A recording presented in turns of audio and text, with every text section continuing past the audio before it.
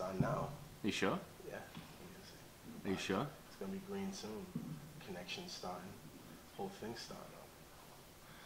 Bro. Do we need like 1.21 gigawatts of power now? Is that what it is? Starting live. Oh, we are live, You huh? are live. Tell me I don't know how to do this. You don't know how to do this. I'm built for this. All right. Can't touch this? There it is. Bring this volume down and we good.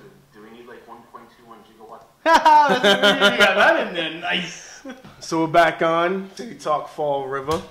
Voice cracking. City Talk. Yeah, hey, you know what? You know what? We should do some music. I really do think that. I mean, that was the one thing that was really the big problem with our show is that we couldn't do music. Like there've been times when the entire episodes have been shut down because of playing a song that we weren't supposed to use. I like the cold start. The cold start's good. The cold start's. I mean, I like to play some music though, right? I mean, come on. You could play like 30 seconds of the song. Something. So we'll do we can always play the oh, what the hell is that? What does that other radio station play every time they exit this? When It's Over by Sugar Ray. Sugar Ray, that's it. Yeah. And we're not talking about Sugar Ray. Do you know there's a new show on WSAR in the morning? Yeah, I know. I heard it. Sometimes I just have to hear it to know how really bad. It's your favorite city councilor. Yeah. My favorite city councilor. Actually, I think all you have to do now to get a radio show on WSAR is hold office in Fall River. Rich is the new Ray. Sugar Ray. I've been saying that for at least 2 years. We called this a long time ago. We said he'd be working for WSAR in no time. About 2 years. About 2 years. So. In no time. Will Flanagan's show on. I'll be honest with you. I listened to it. Yeah, Will Flanagan's show on WSAR is actually good. I have to. It's good. I'm not gonna lie. It is pretty damn good. I have to admit, it is good. Oh, he's a sleaze. It doesn't matter. I don't care. He's a sleaze of a human being. However, this is the same human being who thought it was a good idea to do some evil shit to a person that She was thinking about not saying it. She was like, shh. Yeah, I'm all set with him. So I don't listen to him. I wouldn't talk to him. I'd walk right by him. He's just as bad as very bad people out there. That was a very profound statement, Nikki. Yeah. He's very, very bad. Well, you know what? They talk so bad. There are a lot of people who talk about, oh, they're drug addicts. They're such bad people. And oh, we got to get them out of Fall River. Meanwhile, they're going and giving Will Flanagan a radio show. Yeah, I watch it. Yeah. We applaud that. So the way, Jordan, Josh, friends of ours from the Recall and for you babysat for Jordan. But for a lot of there's a lot of like, I'm not going to do this and I'm not going to do that. I'm not going to pay attention, and that's what a lot of them want you to do. They want you to stop paying attention. They want you to stop being engaged. They want to dominate the conversation. So yeah, granted, I agree with you on all of that, because every time, I mean, think about how many times we posted about him and Paul De Silva exchanging. He was just a liar. He was a liar. He lied to everybody. He all that, but spent a lot of money he shouldn't but have. for whatever reason, we have no control over. Scissors. Who walks around with a big pair of scissors like that? We have no control over. I'm just happy to see you. We have no control again over what's going on, as far as when they're on the air and they're influencing, whoever's listening to the radio show and on the airwaves. So to disengage completely, I think, would be a mistake. So I feel like there's still an obligation by us, not just you and me, but people all over the city that care about what's going on in the city, to still make sure that the narrative is being truthful and not being controlled. Yep. So I call into the show, and like I said, I don't think it's a bad show at all. So. Do you think his opinion on Lazy He's Cake a bad person. Big time, I would assume. Yes. But I can't speak for him, so. It is your opinion. In a perfect world, Nikki, he would not be on the radio. We know that. Oh, well, the radio station is just as bad as the people on it. So I'm not, I mean, they're all just as equally sad. But at any rate, I'm not going to listen to it. Me being the person that I am, I care enough that he's a sleaze. So are you telling me are you telling me I shouldn't? Are you telling me what to do? Are you my boss? Because you know that is I the don't narrative. have to tell you what to do. You You just know that is the what narrative. I want you to do. That's the way this works. Don't you know that? We had a wonderful 2017. No? I had a shitty 2017. Oh, okay, never mind. How about you, Derek? Health-wise, it was great. Everything else, no. We had friends get married. We had which friends was- get married. Which was a good time. Did you see Oh, no, I didn't. this? This is me and Derek at my friend, our I thought friend. you were going to show me Melissa's picture. No, I don't have anything like that. I just I mean, you might have. Oh, look how cute you guys are. we had a good time. Yeah, look how slim I am in that picture too. Holy hell! Oh, how was the wedding? She must have enjoyed herself so fun. much. I'm so excited for her. It was great. I like the nacho bar at the very end was pretty cool too. I'm sure she looked absolutely gorgeous. She did. The whole thing was good, but I think when we talk about the big stories of 2017 for Fall River overall, right? What are the big stories in 2017? How about we start with the South Coast Marketplace? Trash. It's always about trash. It's always about. How about we start out with something more positive, like the South Coast Marketplace? That is How that is a about- pretty- that was the story maker of the year. that according is to the Herald. It Yes, it it was. very well could be and should be. It was. I mean, yeah. I go by there maybe I'd say once, twice a month, and but maybe a few more times a month. And every time I'm there, that place is packed. I'll admit it gave me the feels when this holiday season when we were coming off the highway and you saw the parking lot loaded with cars. At that second it did. I was like, oh, like that. It brought me back to when the mall did have a lot of people there, but then I see all the names of the stores and I'm like, how long is this going to last? I honestly, the thing is that TJ Maxx is always full. Market Basket always full. PetSmart pretty full. Ulta. I mean, I've never walked into Ulta Beauty, so I can't say anything about it. I go to PetSmart and Market Basket. That's what I Market normally Basket go is to. always full. And by the way, their sushi selection is pretty good. There's a movie theater down there too, which I think does pretty well. Semantics I don't know what that means. means. Haven't been in there yet. Oh, semantics. That's not what semantics means. I know. Okay. There's just a movie The there. only thing I've been in over there is Ulta. Nice. I have not been there for Ulta Beauty. I Just can't. I want can't- everyone to. I did know for that. Christmas shopping, my daughter. That's So good. Can't say I've been in there. So no, it's good. I mean, there's more stores opening daily. There's a Verizon there now. There's an Aspen Dental. There's a Starbucks down there. Starbucks. all right, what's new to Fall River? Starbucks. Not what's moved from other locations Starbucks. and gone there, but Starbucks. what's new to Fall River? Starbucks. So The we have Five Starbucks, Below.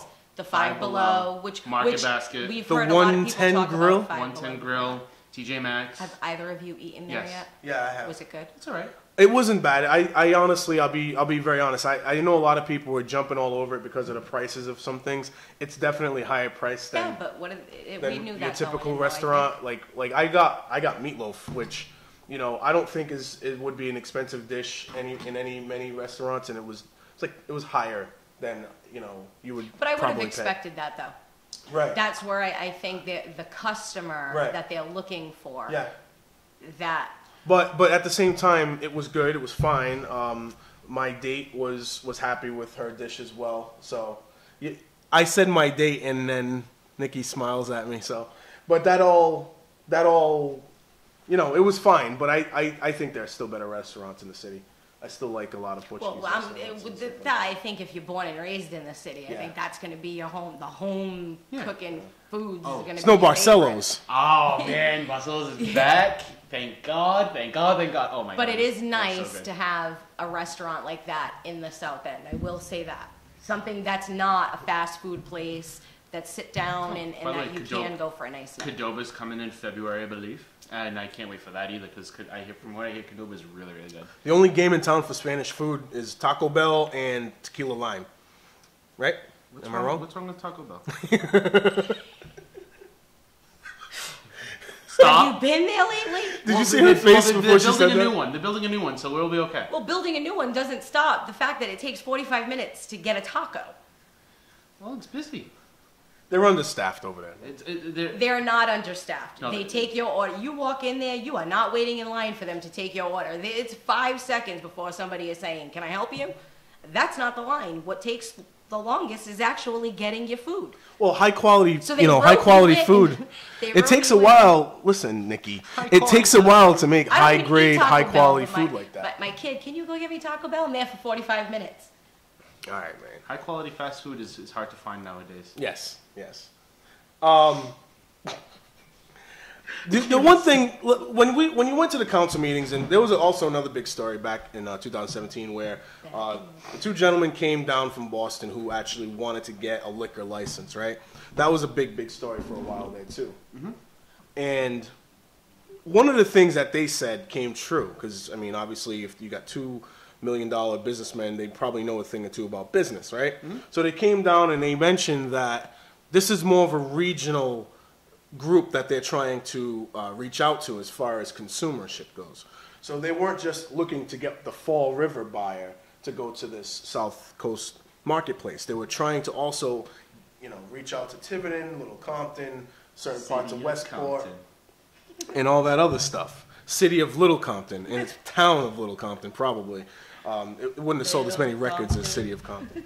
But that was ultimately, the goal. And I think you're seeing that. Because when you go to the parking lot and you see all these things going on, you are seeing different plates than just Massachusetts. You're seeing a lot of Rhode Island plates as well. Of course. Yeah, that's nothing new. Until I start to see Connecticut plates, I will be happy. Listen, we all know it's not I gonna have happen. no Tiverton idea where you're shoppers coming are from with always- that right now. Tiverton shoppers have always come to Fall River. If you go into Stop and Shop, you go through the parking lot, you're gonna see a lot of people from Tiverton inside Stop and Shop. They don't really have a lot of that stuff in Tiverton, but they're closer to Fall River than they are to wherever else, like Newport or Bristol out that way. My point of saying that was that a lot of people were concerned that the competition, it was going to come in and shut down a lot of places around Fall River, which I don't really think that's going to necessarily I do. happen. I think it's going to happen for the South End, and you can already see it. Because now we have Benny's closed.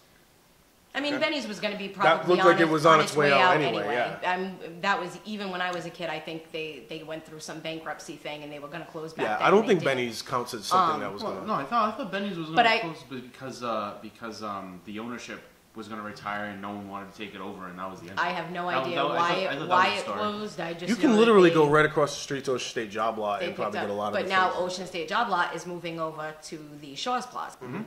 So it's just, so now that plaza that was further into Fall River will be kind of empty. I think now they're gonna we have get bigger, Benny's too. closed. Well, they just remodeled that plaza not that long ago. Well, hold on. Well, latest story is that the owner of that plaza, the Southway Plaza, is in talks with a national chain to move in there, and there's a gym that's looking to move in there as well. A what? A gym. Okay. And a national chain? And a national chain, a grocery store chain. I'm assuming it may be like No, a... there won't be another.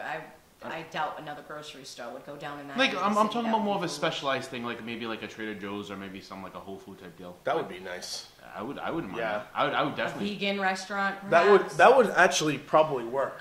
Stop sucking that up to area. Adam, all right? I still say Adam's a very, very smart guy. Like, he's a good guy. I think he would be very successful if he did it. I pick up shifts at his nursing agency now as a Do social you? worker. Yeah. So I'm in contact with just a few clients. Yeah. Like, he's it's not- just, it's not a big he's, thing. he's got the drive, I think, enough of passion behind it that it could be successful. Yeah.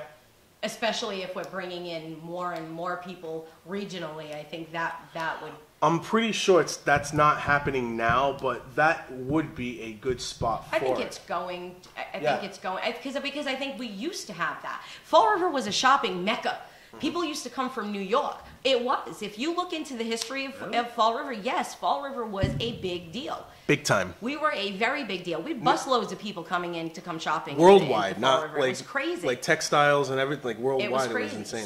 So to me, this isn't a big deal. It's just a repeat. That's why I think I'm so afraid. Well, no one that's the thing. People say it's a resurgence, and that's more accurate. That's a more accurate term. It's an economic resurgence.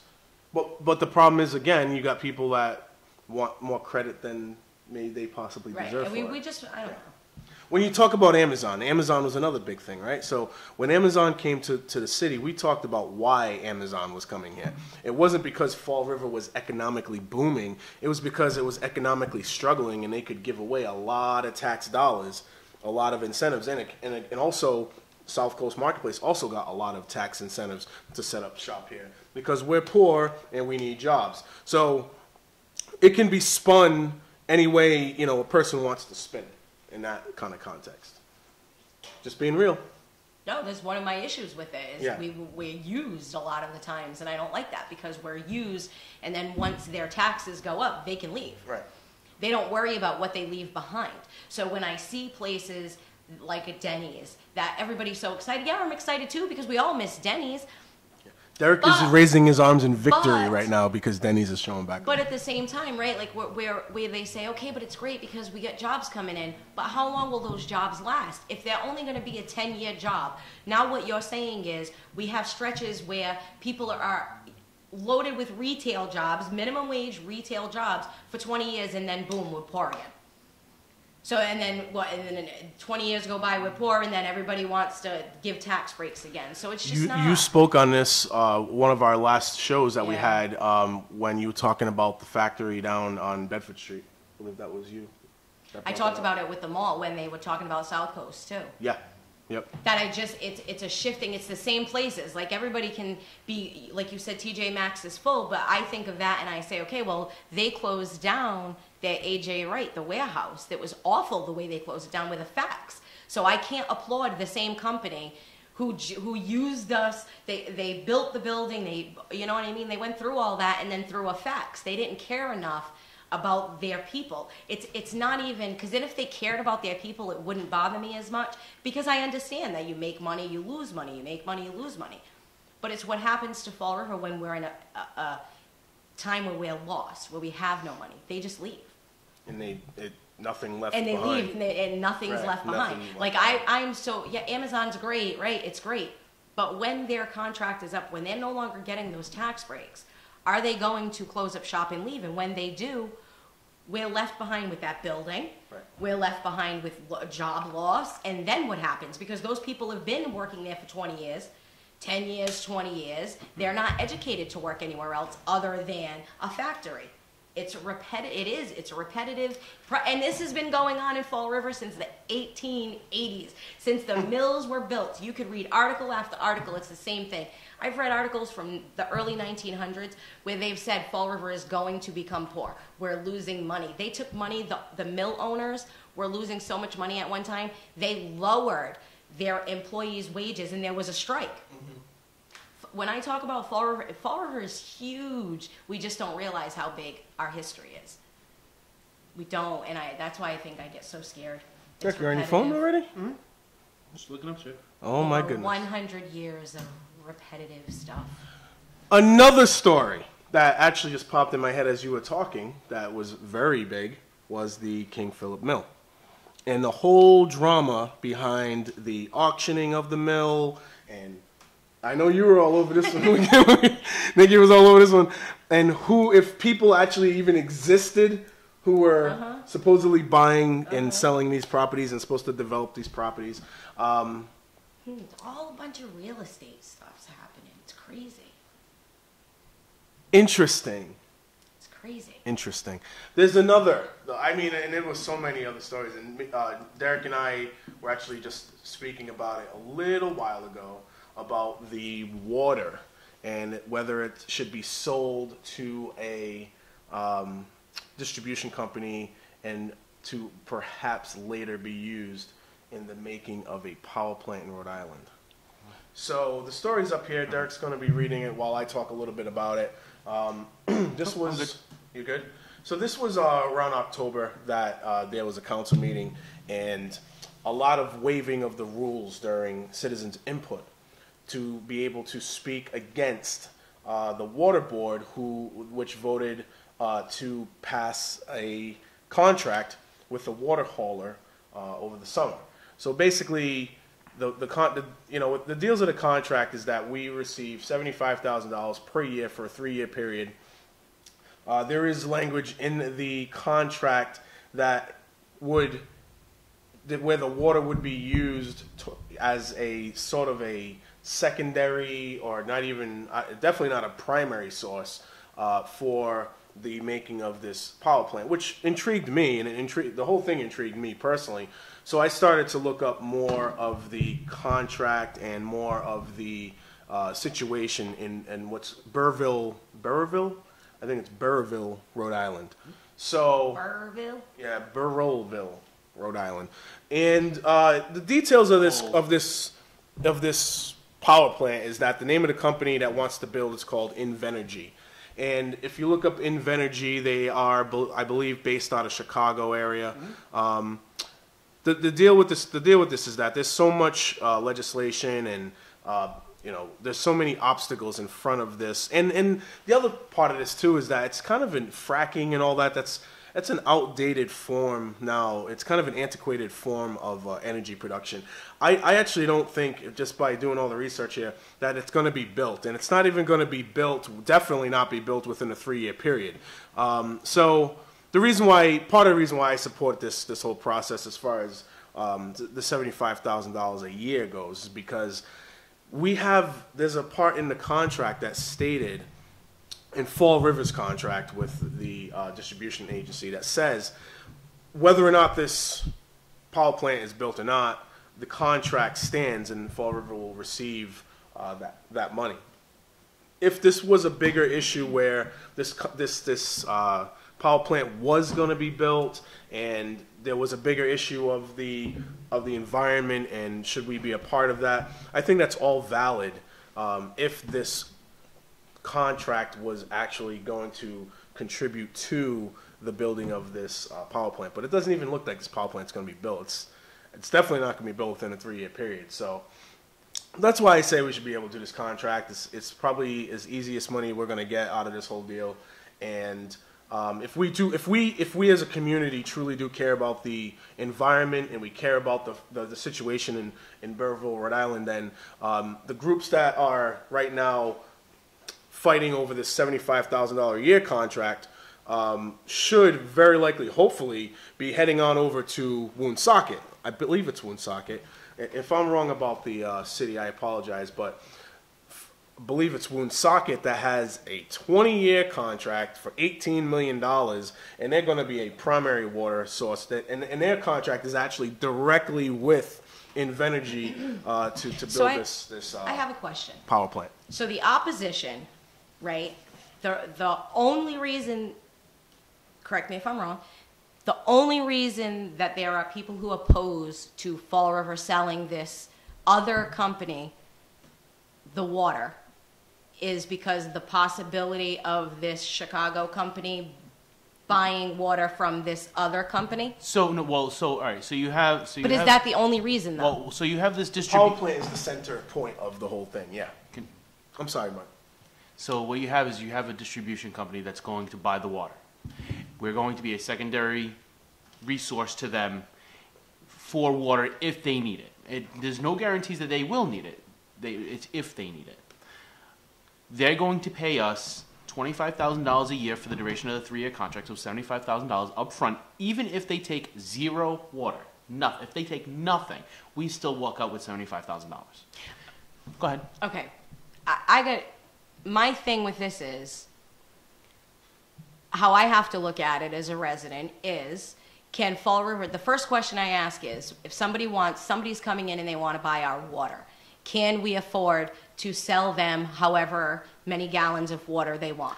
The answer to that, according to the head of the water department, is yes, because there is a daily surplus of, I believe the number was 4 million gallons of water that they no longer sell to any of the factories because they have since shut down. So that 4 million gallons of water a day sits there, no one uses it, so even if they were to use it, it would still not hurt the residents of Fall River if they ever needed that water. Okay.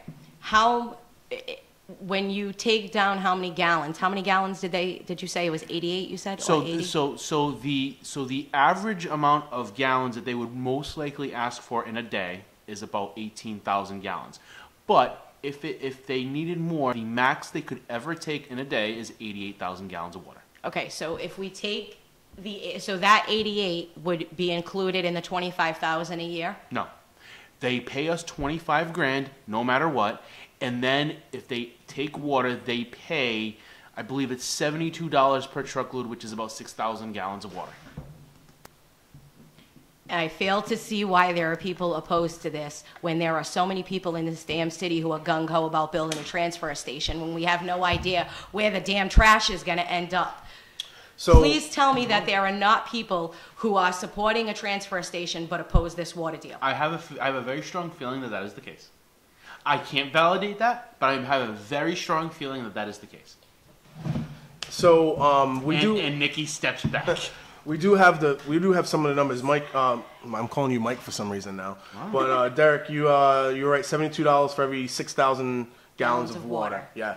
Also, Ben will pay 0.012 cents, so like about a little over a penny per gallon for the first 500,000, which will decrease as the hauler purchases more water. But then the next sentence is what's more important. Sullivan said city residential customers are charged 0.003 cents per gallon of water. So ultimately, the company is paying more than the residents. That's exactly what I would want, and there you go. So just so everybody understands something here, what they're paying. They're paying 1.2 cents a gallon. We pay 25% of that. We pay a quarter of what they're paying. So if you take a penny and you cut it into 10 equal slices, we pay 3/10 of that. That's it. 3/10 of a penny. So, and here's my thing. If the only reason that there are people opposing this deal is because that other company is going to buy water from the company we're selling water to, then my suggestion to them is to go fight that company. Well, it's and leave us actually alone. it's in the contract with Ben. Ben is the distribution. And that's BENN. Yeah, BENN. So the company that we have it's called Ben Water and Heavy Transport of Rhode Island. That's Okay. what it says there. So our contract with them does state that the water will be used for this power plant. So Okay, wow. we don't have to. There's no mix up there, but there's also language that states if the power plant isn't built, this contract is still going to go to Fall River. So that's why, Nikki, my first thing was to see the details of this power plant being built. So much opposition. And nobody can argue against that. Even the people who are advocating that we don't do this contract know that there's so much opposition against this power plant being built. It's not going to happen within the 3-year frame that this contract Now, is is there anything in the contract with Ben that states if... Nope. I know you're talking about. Yeah, go ahead. Finish. Because there's been so many contingencies in all of our other I don't know what you're contracts. talking about, so I need to know what you're saying. Go ahead. Well, help me out here because there's different... I'm thinking you're about to say, and I had this conversation too, and if I'm wrong, I'm wrong, but I think you're about to say if the power plant isn't built, does Invenergy have a way of suing the city? Like, do we have any... Right. Is there any That's why this is so obligation important. to us? That's why I keep on hammering down to people who are just very adamant about saying no to this, is that our contract is not with Invenergy. Yeah. Our contract is with Ben, the water supply Well, but company. if it does state in the contract, if they do Right. bring up that power plant in the contract, then they do have a valid point in that. They don't have that because there's language that states if the power plant isn't built, our contract still goes through. Okay, so then maybe our contract should void out the language. Maybe that would make people feel more comfortable if they voided out the language that talked about, because we really we shouldn't have any say over where a company sends our stuff. And I'm going to compare it to trash because one of my biggest bitches has been, we want to open a transfer station. You know, the brilliance that we have on our city council, former city councilors, whatever you want to call them. You know, they so gung-ho to open up a transfer station, right? They're going to fight against something that's going to bring in money, something that we have the water. It's not going to cost the Fall River residents anything, right? And they're opposing that. And then at the same time, they're gung-ho about opening a transfer station that's going to take in trash from other areas and send it to a place, and they don't even know where it's going to go. They don't even know where it's going to go yet. They're gung-ho for that, but they're going to oppose Fall River getting money. My face is getting hot, I can tell. This is why I don't go to meetings, because if I go to meetings, I won't be able to sit there quietly. See, here's the thing. If you ever have 4 hours you'd want to kill, just watch the citizen input of that meeting. I want to say it was Who's the leader of this opposition? There's no leader. I don't think there's a leader though. But if I had to, always if I had to put, so it's Rhode Island people that are opposing Fall River selling the well, water. Rhode Island. I'm sorry, buddy, but during that meeting, what do you say? About 3 hours? It was during that just that citizens input portion of the meeting. It was approximately 3.5 hours of people that wanted to speak, which of course everyone waived the rules, so they were always talking over 3 minutes. It was basically a lot of people that I will guarantee it, did not read that contract. If they would have read the contract like because TJ did, because he did, they would have noticed. Look, it's going to be guaranteed to us. The plant is not going to be built, even if it let's just say it takes 2 years for that plant to be built. In the third year of that contract, even if they start taking water from us, which they probably won't, because I guarantee that place will not be built in 3 years. We're still making $75K. Everybody on that council all of a sudden became an expert in these contracts, where we all know the only person that was an expert in contracts was Sam Sutter, because he took a class in it. Woohoo!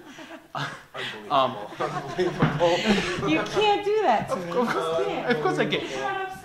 I know, I love it. And then, but here's the thing. And I'm going to take it to something that's been going on Facebook like wildfire now. It's just like every single one of these people who are an expert in freaking plowing. Yeah. It's like, I'm sorry. Leave that to the people who know how to plow. I mean, guaranteed, there's been a lot of sorry.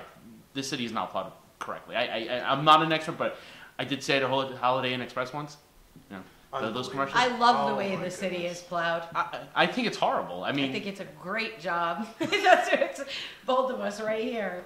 I don't like it, but hey, you know what? People are they're gonna be out all weekend to try to fix it. Hey, let's see what they do all weekend. If it still looks like crap, then you have a very valid excuse. You can drive. You get to drive on the road the same day as a storm dropped almost 2 feet of snow, and people got to drive around. I think they should be a little happy about that. 14 inches. So please let's talk about more of this. 6-foot drifts. So about this whole water thing now. Let's get to the other part of this whole water thing. Jazel Correa, the mayor of Fall River. Korea, if we're still quoting Sam Sutter here. But no, Jazel Correa, who is the mayor of Fall River, was the target on the radio and at council meetings and all this and that for this water situation. Yep.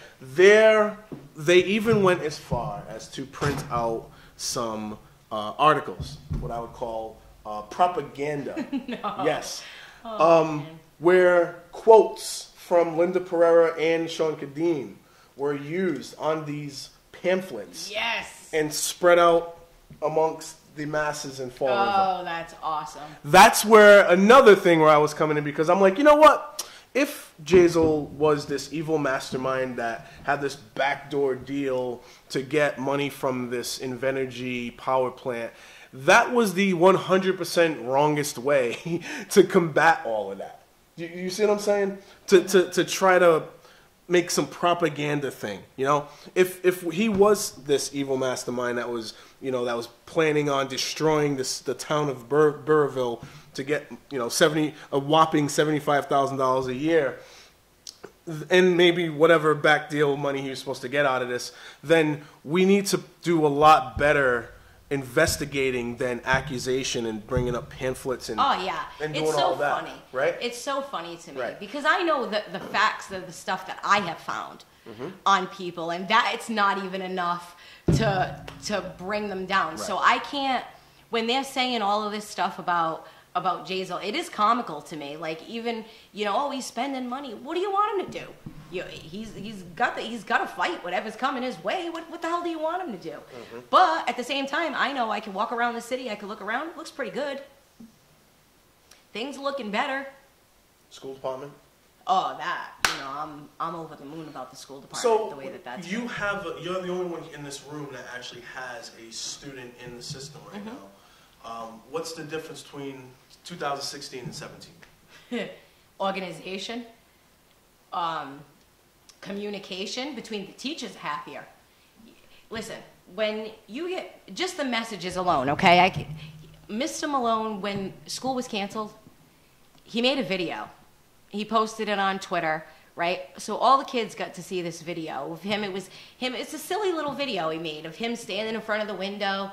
Oh, I don't know what I'm going to do. It looks like it's going to be really bad out there. But the kids love that stuff. He engages. He engages with his faculty. He engages with the teachers. He engages with everybody, with the students. So to me, there's more camaraderie.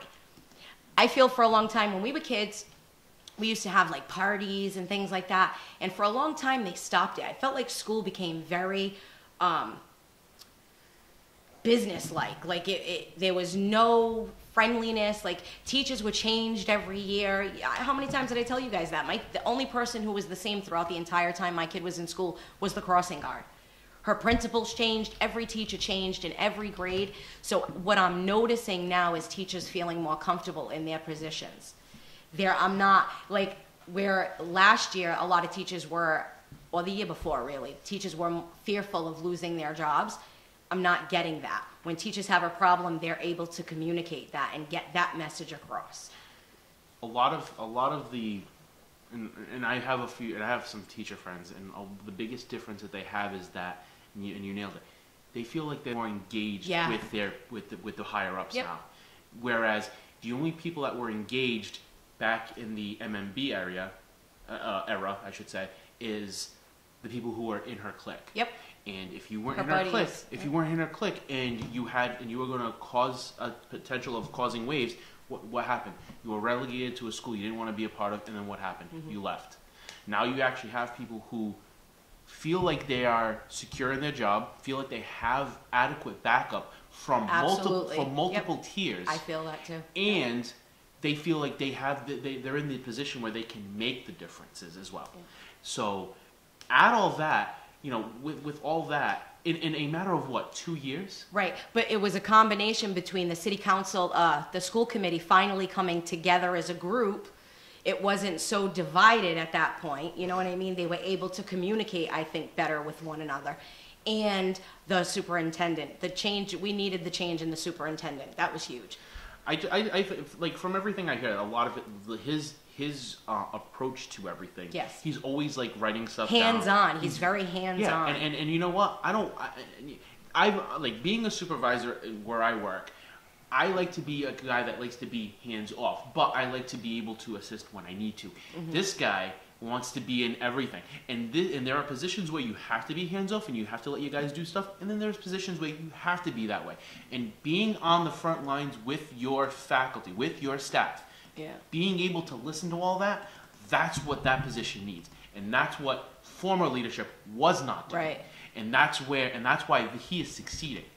I mean, we all know that Ed did not vote for this guy. He wasn't his choice. Right. But in working with him, Ed's gone on to say he favors his approach, and that's all that matters right now. I've yet to meet one person, and I talk a lot with people in the school department, just because when I go pick up my kid, I talk to the teachers and stuff like that. There is not one person that I have come across who has spoken badly about Mr. Malone. And they always say the same thing. He's so personable. He's just somebody that they can talk to. And I don't, I feel like this, like, you don't treat anybody differently just because of where they come from. And I think we have, especially in our South End schools, we've got a lot of kids from the projects, and there are teachers who have in the past treated kids differently. And I believe Meg Mayo Brown did that with the way that she was splitting up our districts. There were a lot of changes to our schools that didn't need to happen. And now I'm noticing it slowly reversing back to what it was. So like the things that they weren't doing, now they're starting to do again, just with the crossing guard alone. The Port Crossing Guard outside Henry Lord didn't have any backup. The former principal wasn't helping. And it's actually Amy Bronhard, who's the principal there now. You went to school with her. She's like amazing for the kids. You know what I mean? I'm big in that way. You have to engage with the people. That if you want to help somebody, you have to know about them. Mm-hmm. You can't just get a feel of them just by looking at their paperwork. Mm-hmm. And remember I said Meg Mayo Brown was great on paper? Yeah. Where she was great on paper, she wasn't great in reality. Right. So, yes. So everybody at Henry Lord this year is much better. Everybody's taking their reins. They're being responsible for the school, which I love. And it's more of a friendly atmosphere. People didn't just tuck their tails and run. Another question for you, Nikki. Kevin Aguiar's resurgence to the school committee. It's laughable to me. Re-engagement into the school, world of Fall River here. It just so happened to come after the departure of Meg Mayo Brown, and Meg Mayo Brown, I guess if you could say low key or underground, had this reputation of intimidating people. So, do you think there's a factor involved in that? Absolutely. Now I know Kevin on a personal level, and I love him to pieces. I've known him for a long time, personally, whatever, a good guy on that end. But we all know I can think of you two different ways.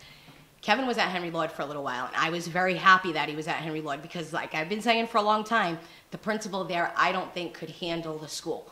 When Kevin got there, I felt more confident, like, good, finally we're going to get some organization and some good stuff. But what ended up happening was he was afraid of losing his job, and this was a conversation him and I had, so he could say, no, it didn't take place. This is a conversation him and I had. He had 2 years of low scoring, the reviews. He had 2 years. He was worried about the third year. I guess you get the third bad review. They don't need to rehire you. You're out. So he left. Now, what really truly upsets me is that he's literally sitting on the school committee now. How can he say he's going to do whatever he can to fight for our school when he tucked his tail and ran when he was worried about losing his job the first time? I can't confidently, as a parent, I can't say that I believe he's doing what's best for my student when I already know he did what was best for himself. I know that. And I can't blame him on a personal level to say, hey, if I thought my job was up in the air, I might leave too. But I wouldn't run for school committee the following year. How, you know what I'm saying? Like, so if he feels like he's going to lose his position on the school committee, I know what he'll do. He'll vote a certain way because he's going to want to keep his position. He left Fall River and the students because he was afraid of losing his job. He should have spoke up then. If he knew he was doing a good job and he was doing what he was supposed to be doing, he should have spoke up. He should have stood up to Meg Mayo Brown instead of leaving. He chose to leave. I don't respect that. Right. And like I said, I've known him for a very long time. I don't respect that.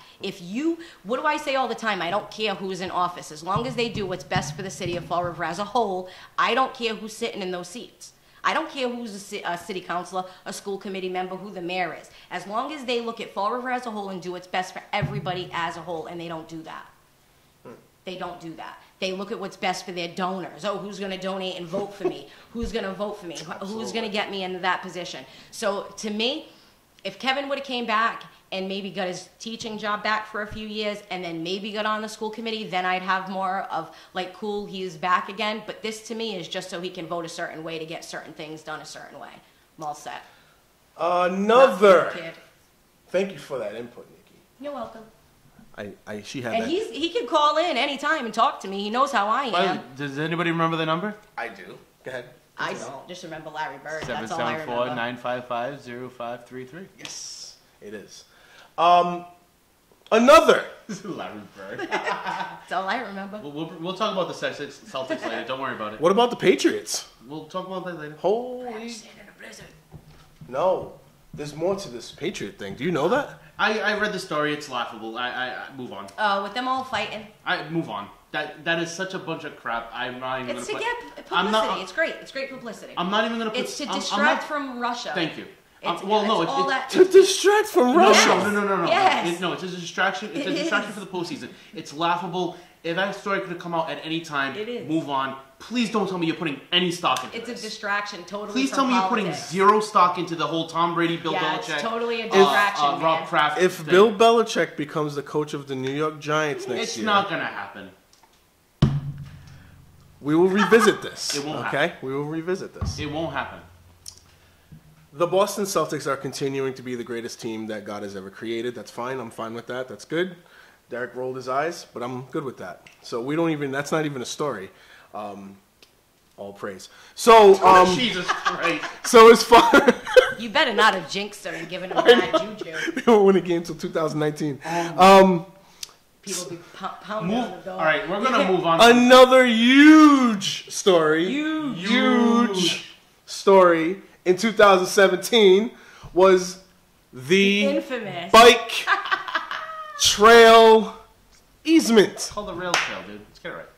What? It's the Quequechan Rail Trail, not bike trail.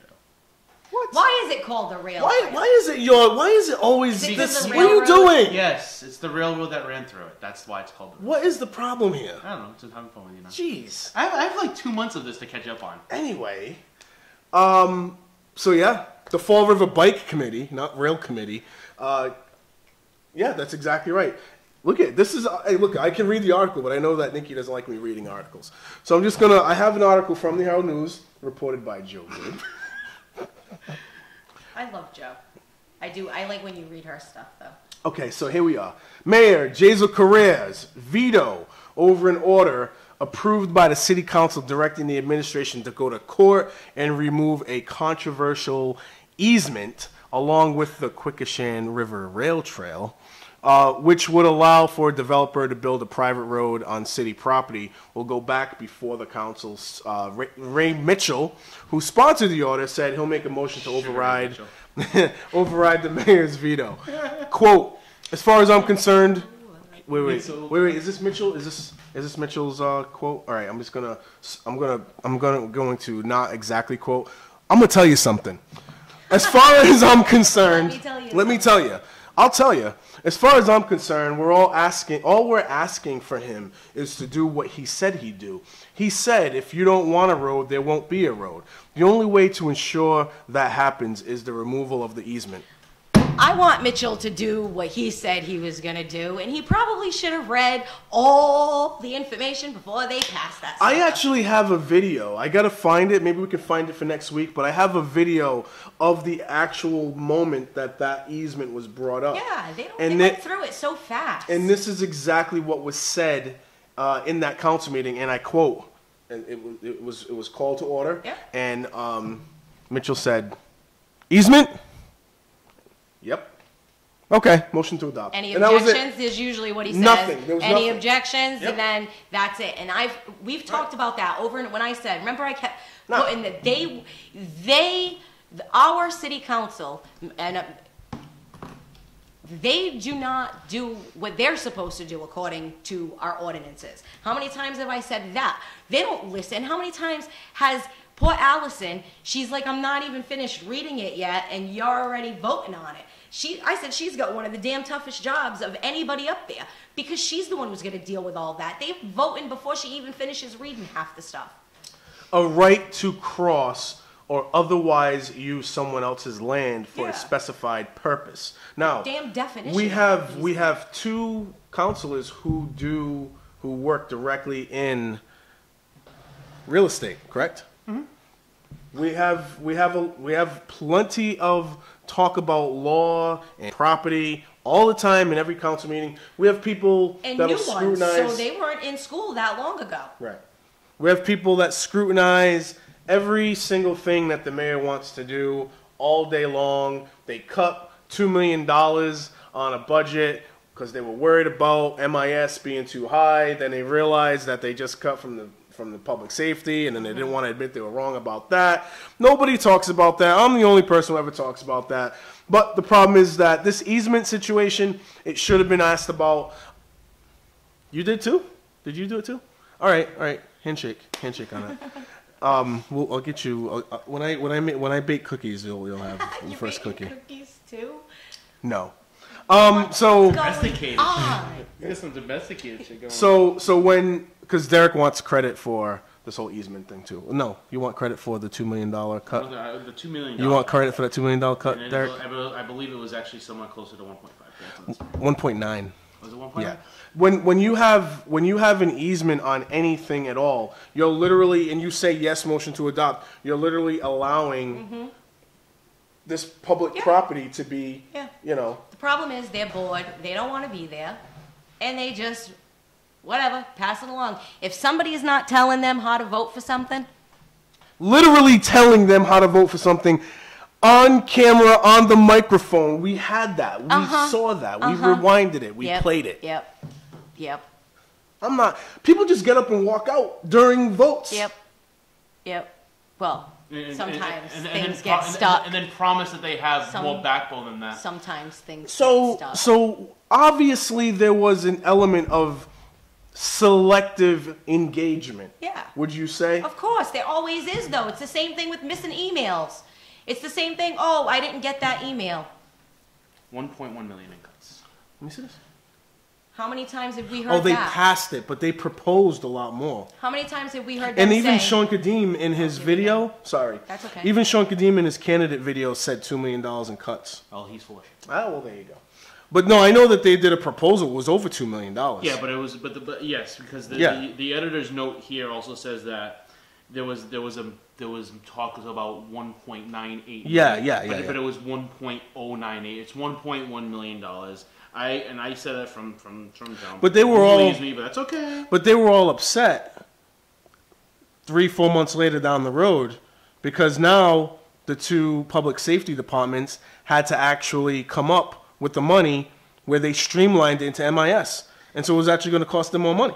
I'm trying to find the exact spot for MIS. It was so keep going. As soon as I have it out. So as far as this whole easement thing goes, you know, again, and it's almost the same group of people that were upset about the water because it's an environmental issue, right?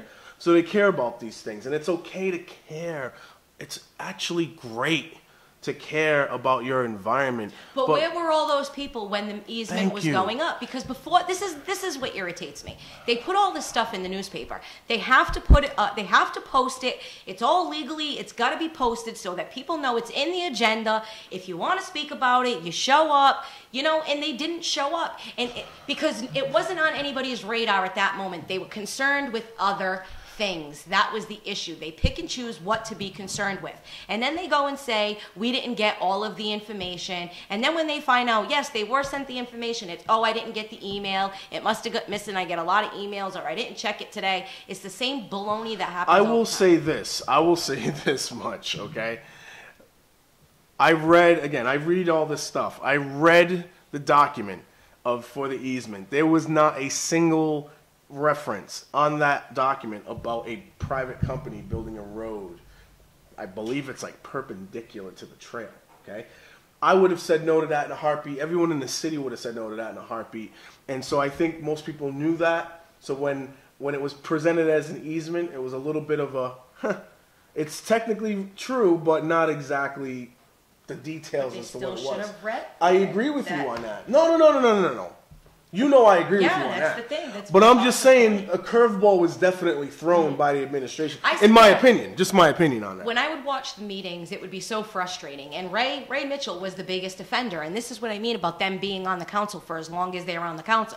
People can get frustrated with Joe Camara because he wants to repeat stuff. But I'm glad that he does that. Absolutely. He does that so that we get to understand it. You get somebody like Ray who just voting through stuff or reading it and motion denied, all this stuff. Right. Like, he doesn't give it a chance for people to actually hear what's being read because he couldn't be bothered. So I just want to throw in this. It's actually great that people do care about the environment. But one of the big things that is, you know, one of the big things that's a problem here, I'm sorry, I was reading that, but at the same time, is that it becomes a political argument, right?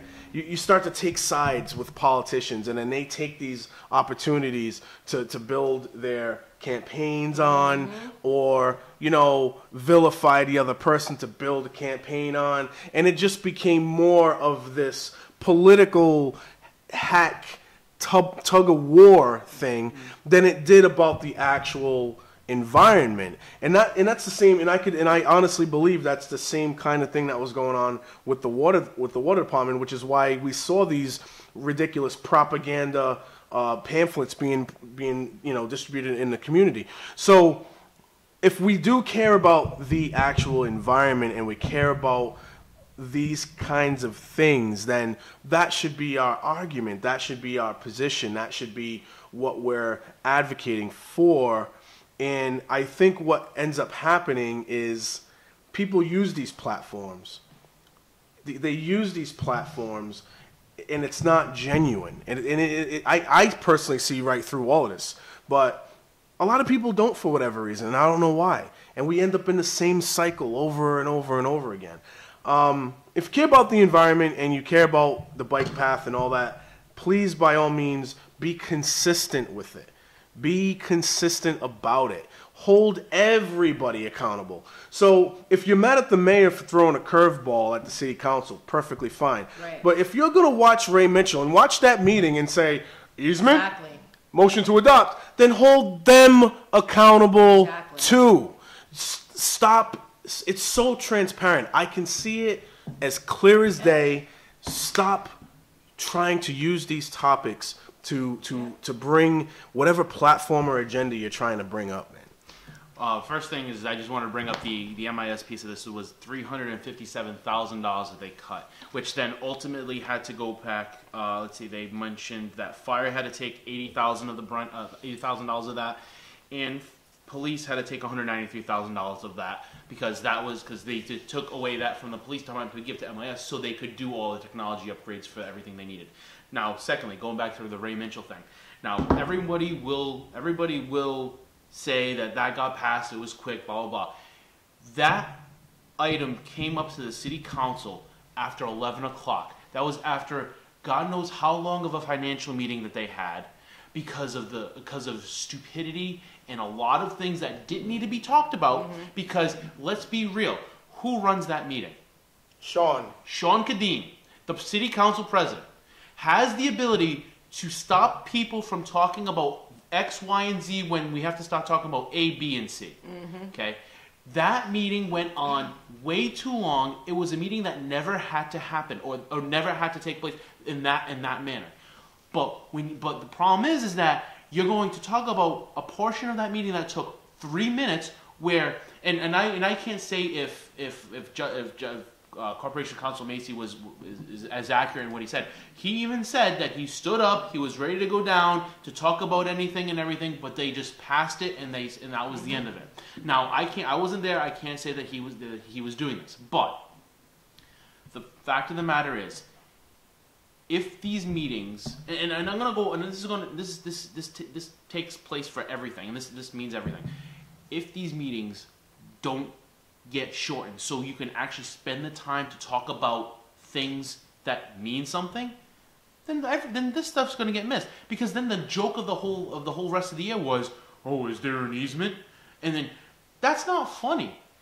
Coming from a city council president that was based on decorum. Now we're going to have this show. Oh, yeah. Sorry, dude. He had no decorum himself. I'm sorry. There was zero decorum in every other meeting subsequent to that. I'm sorry. They used that whole decorum thing to stop people from clapping. That Pretty was much. all that was the applause. People please. That's all that was. Yeah. Selective engagement. Yeah, exactly. Again. So, you know what? You could say what you want. Whether it was a fast one or not is, whatever. But as a watchdog for the community, for the city, which is what the city council is, they're supposed to check and balance everything. They missed it. They completely missed that one. Cliff Ponte himself has self-proclaimed that he studies everything. He's built this reputation among the council now as the smart guy who is researching everything and the whole 9 yards. I'm not kidding you, Nikki. That's exactly what's going on right now. That's why he was voted for. He doesn't research himself. So let me transition. Let me transition into. So Nikki, I wish he did. So Nikki, because if he's doing the research himself, then I feel bad. So He's definitely not researching himself. No, he's not. So let's transition into the election. the election of 2017 in November. And the result of this council, because we have now, I believe our council consists of, seat 1 is going to be Sean Kadim. Yep. Seat 2 is going to be Joe Camara. Seat 3 is going to be Steve Camara. Yep. Seat 4 is going to be... Kilby? JKL, yep. Then you got LeBeau at 5. Long. At 6.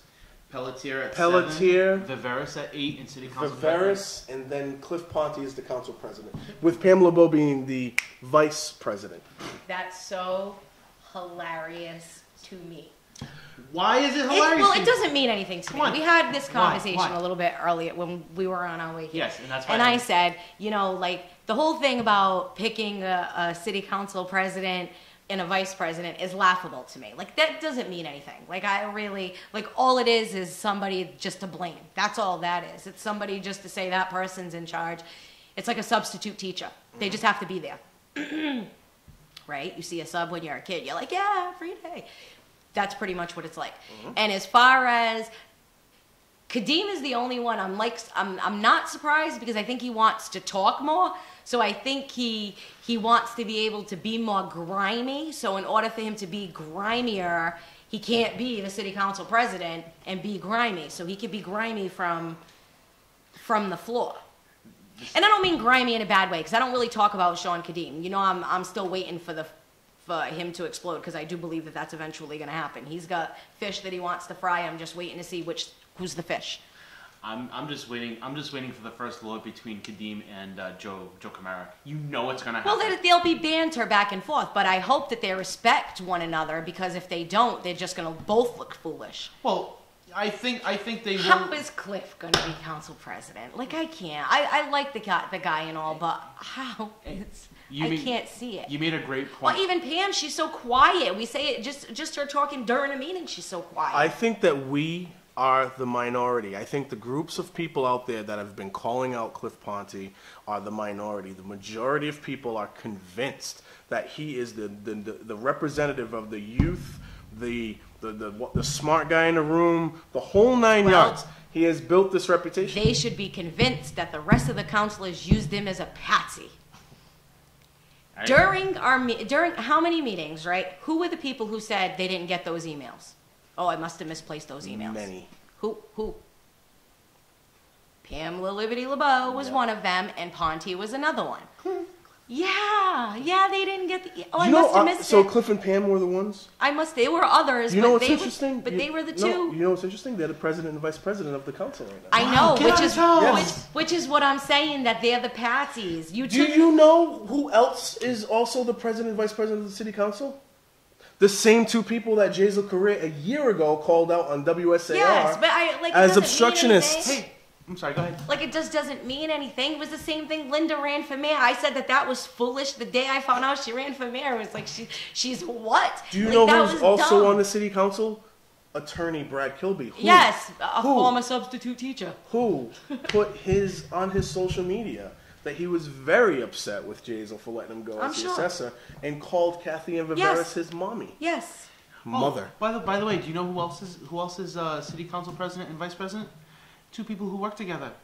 They do work together. Yes, they do. And I don't know if there's any documentation. I don't know if there's any documentation. I don't know if there's any documentation at all. But the thing is, they probably should have abstained from voting for each other, because if there's any kind of payroll or anything like that at all, if there's any kind of one working for the other, there would be a conflict of interest, in my opinion, on that. That is something that I think down the road, hopefully, if there's anything that benefits, I believe that they benefit just because of the fact of their job, their real estate agents, and their city councilors who get to vote on which projects get approved or disapproved. And if I'm a particular company that's worked with Cliff and his group, which includes Pam Liberty LeBeau, and I want this mill over, I want my bid to get accepted over this mill. Well, maybe I'll get wind of what other bids have come in. I just don't trust it. I don't trust none of them. Sorry, guys. I've had conversations with these all on my own. It's my own. It's not what anybody else tells me. It's what I see with my own eyes. I don't trust you. Sorry. I mean, Cliff isn't. I like the guy, but I don't see him. He's going to be their patsy. You better watch out, Cliff, because they're going to try to pin some stuff on you, buddy. And you know I'm not lying. I don't lie. I don't lie like that. They're gonna pin some stuff on you. I mean, look. I mean, at the end of the totally are. At the end of the day, at the end of the day, and the way Leo flip flopped. I'm gonna get to that in a minute. At the end of the day, who's the person that speaks the least at city council meetings? The president. Unless he takes the floor. So what is he going to do? He's going to take the floor after every single thing gets called? He can. He would. Yeah, he's going to. He would. And you know how much that's what they expect. Do you understand that? But do you know how much that's going to fly? It won't. It's going to irritate people who are watching. So when Cliff decides he's going to run for mayor, he's not going to win. So keep an eye on out who's going to run against him for mayor. Watch that. Because I find it odd that Kadeem didn't want to become president, city council president. I find it strange that he's sitting down. I don't remember exact numbers, but I think Sean had pretty close to 9,000 votes in 2015, and it dropped to about 7,000 this time around. No, maybe even less, like 6,000, I think maybe. So maybe. Yeah, but that had to do with a lot of the city unions. A lot of the unions. Well, I was just gonna say maybe he felt like his popularity was waning. He has more opportunity to gain more popularity having the floor as a city councilor. Nope, this is just a theory. Run. Just a theory. And I don't know if he'll be the one who'll run for mayor, but it'll be one of his buddies, maybe Kevin Aguirre, run for mayor. I can see Kevin Aguirre running. Yeah, I can see him running too. He runs all the time. Well, I think running, I saw Kevin Aguirre and Cliff Ponte together on the corner. That doesn't mean anything. No. I'm just saying I've seen them on the corner together. We all know that.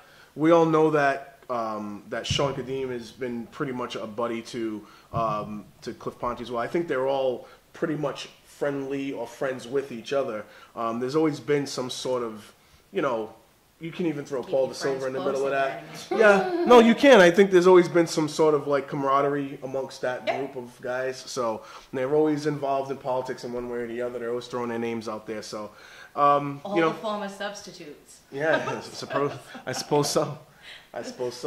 So we'll see what happens. We'll see where that goes. I'm not sure, but we'll see where it goes. Watch it. Keep your eye open, buddy.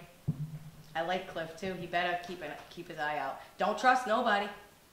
Don't trust him. Well, there you go. Do your own research. Don't trust what other people tell you. So how this all happened is there were 4 people who voted for Joe Camara, and there were 4 people who voted for Cliff Ponte, and then they did it again, and then they all voted the same. No, they all voted the same way because Steve Camara voted for himself twice.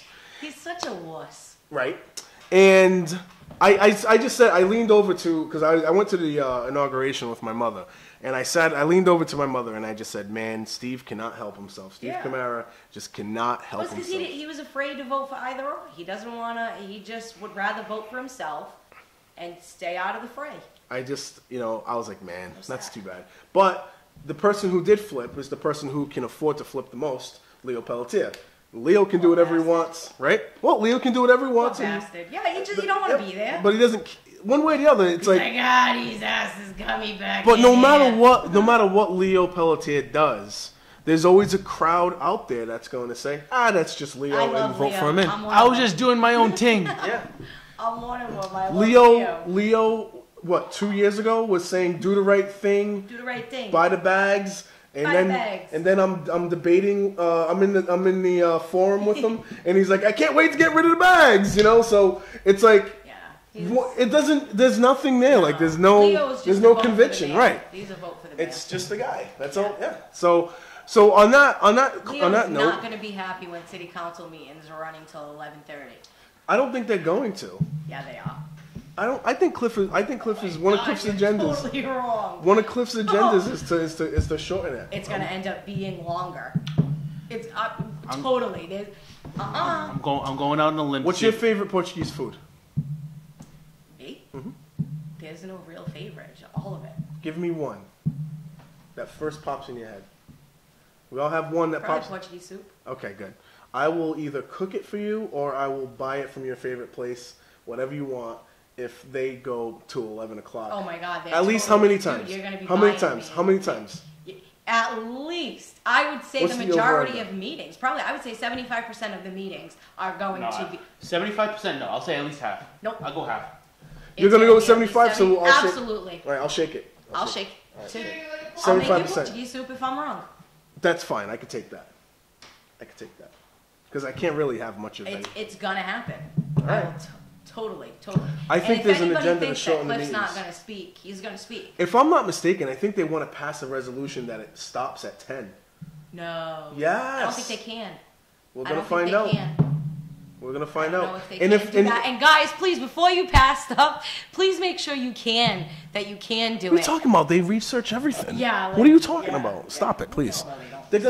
They're gonna have 2 real estate people. They're gonna have a lawyer on the city council. It's gonna be a plethora of competence. Nikki, have faith. Listen, I've watched them praise Judge Macy, right? And Yes. then tear him down and say, we don't believe anything that man says. I'm looking forward to this. I don't know if I'm ever really going to get on the council. I already put out that I'm going to run again. I honestly don't know if I'm ever going to get on the council. But if I do, like, I think everyone's going to hate me because of what we talk about in these shows sometimes. I might run. I would love to see you run. We're getting closer to the point Nikki, where I will. could. If you run, I I won't get run. irritated enough what this are you one, running like for? seeing Brad Kilby come back and stuff like that. Awful. Like, they don't What do you- really what do want. you- They don't care about What Fall are you River. There running you for? go. City council? If I did, it would be city council. Yeah. Yes!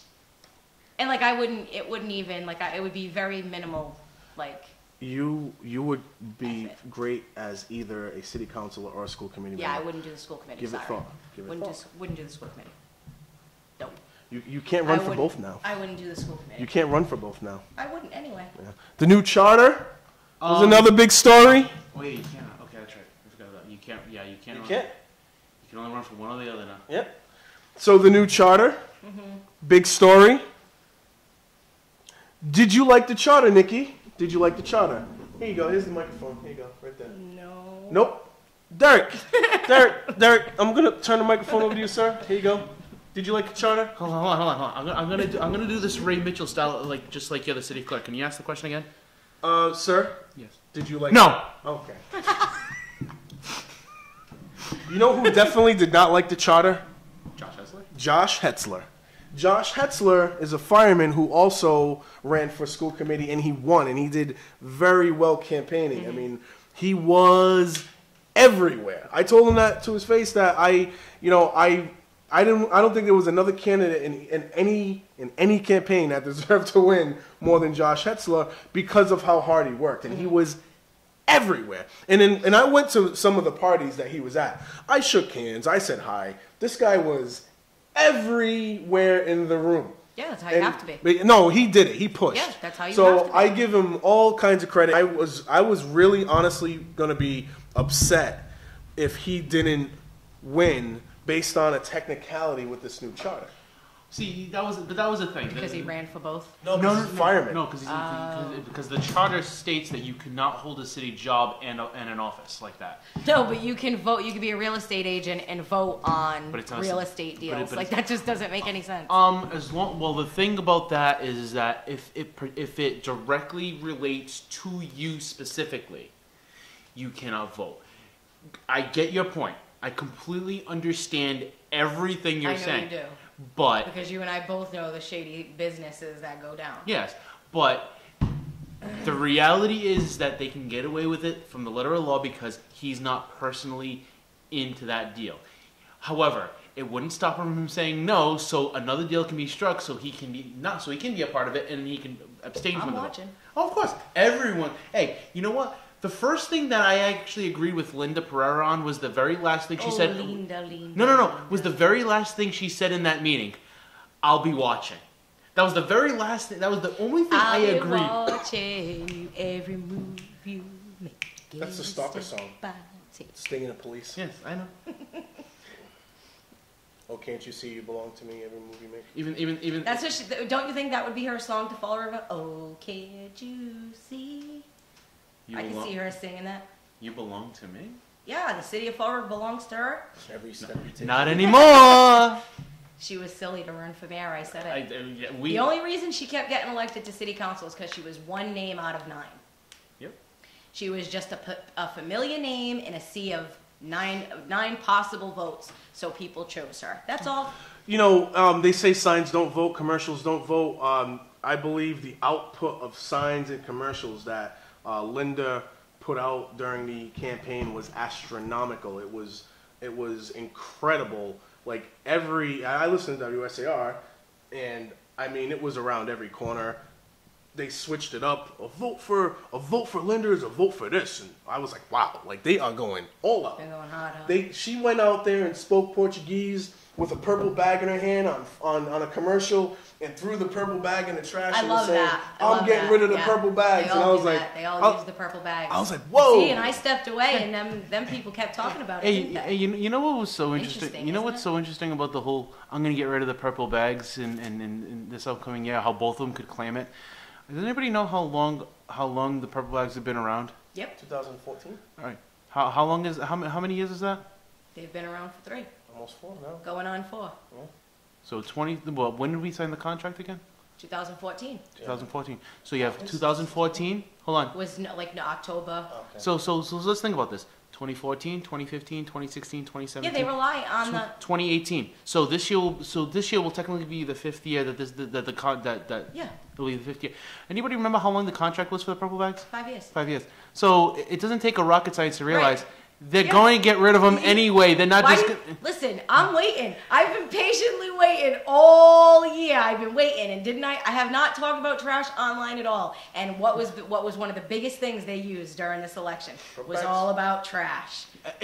If anybody doesn't realize that this is what is happening, go back under the rock that you Yeah. live in, under I should say, because it is the most obvious ploy. Oh, we're gonna get rid of the bags? No, we're not gonna get rid of the bags. We're just not gonna re-sign for the contract. You morons. It's the same thing with them saying, "Oh, Jazel's privatizing our services." Our services have been privatized for as long as we can remember. We send our trash to a private company. Every company that we deal with is a private company, people. We already privatize our stuff. It was really more about letting the city workers go. That was the union's argument. Yeah, well, they could have argued that better. I tried.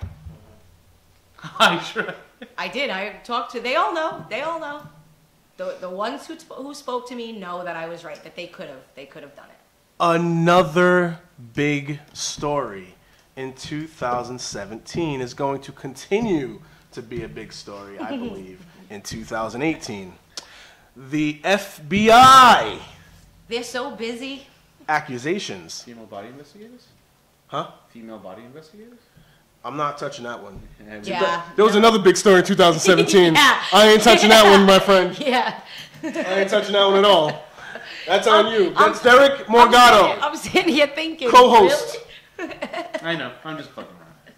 Derek Morgado. Trotley did not say such things. Yeah. Anyway, oh yeah, the bus has come, sir, and you were pushed under that bad boy. Okay. I remember that. Please, by all means, I have to delete all my messages. No, I'm sorry. It's time to go through all your DMs right now, buddy.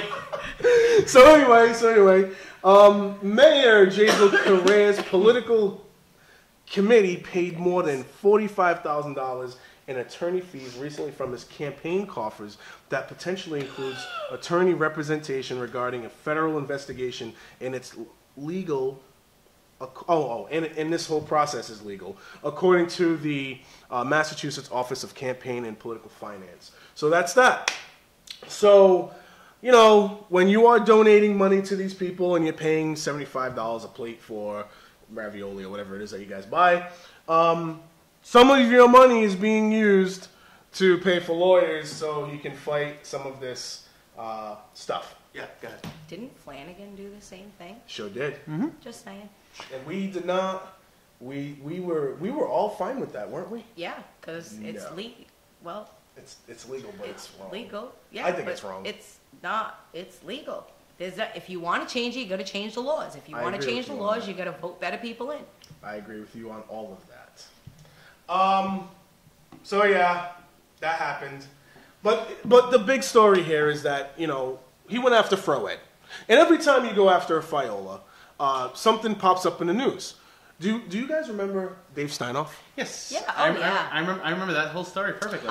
He ran against the Fiola, and the next thing you know, somehow, some way, some magical way, there was reports of him beating up his wife. Yeah. Right? Or his ex-wife, something like that. Signs were getting pulled down off the, off I remember. buildings and everything, right? Jazel Correa just so happens to want to do something different in the city besides the same old, same old. Mm-hmm. All of a sudden, literally like clockwork. Yeah. FBI investigation, allegations. I find it comical because when you go back to Jazel's teen life, right? He was touted, former Mayor Correa, hopefully we have you in the future, and all this stuff. Like, people looked upon to him. They knew that he would have a political future. They knew that. They spoke very highly of him. All of a sudden, he gets to where they basically, but he's probably not playing their game. No. He decided he was going to play a different game, and they don't like that. The only way that you're going to get any real positive results as a mayor in Fall River is to go against the grain. That way you can talk about your record. So right now, he went against the grain. Every single mayor that had Meg Mayo Brown gave her an A+. I believe Sam Sutter was about to give her an A++, right? If I'm not mistaken, during this campaign.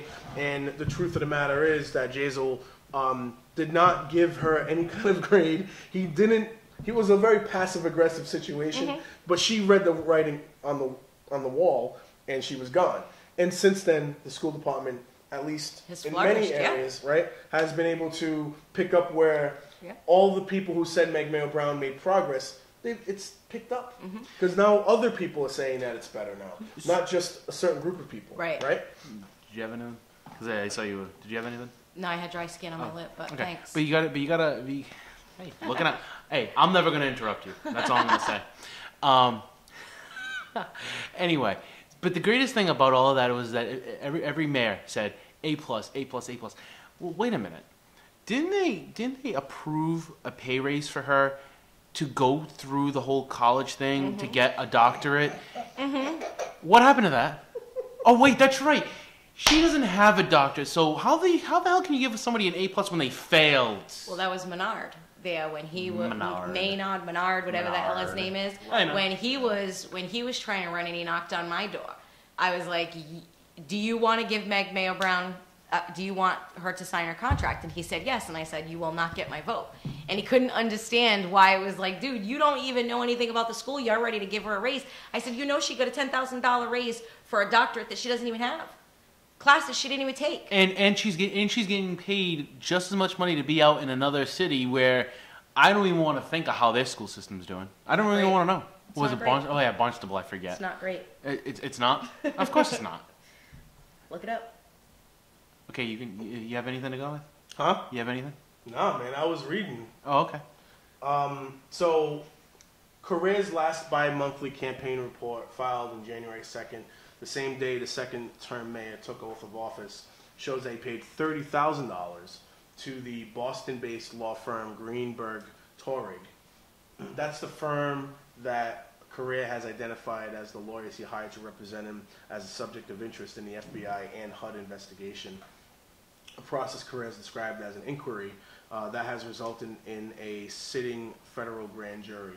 All required filings have been fully disclosed and made in complete conformance with campaign finance laws and as approved by the State Ethics Commission.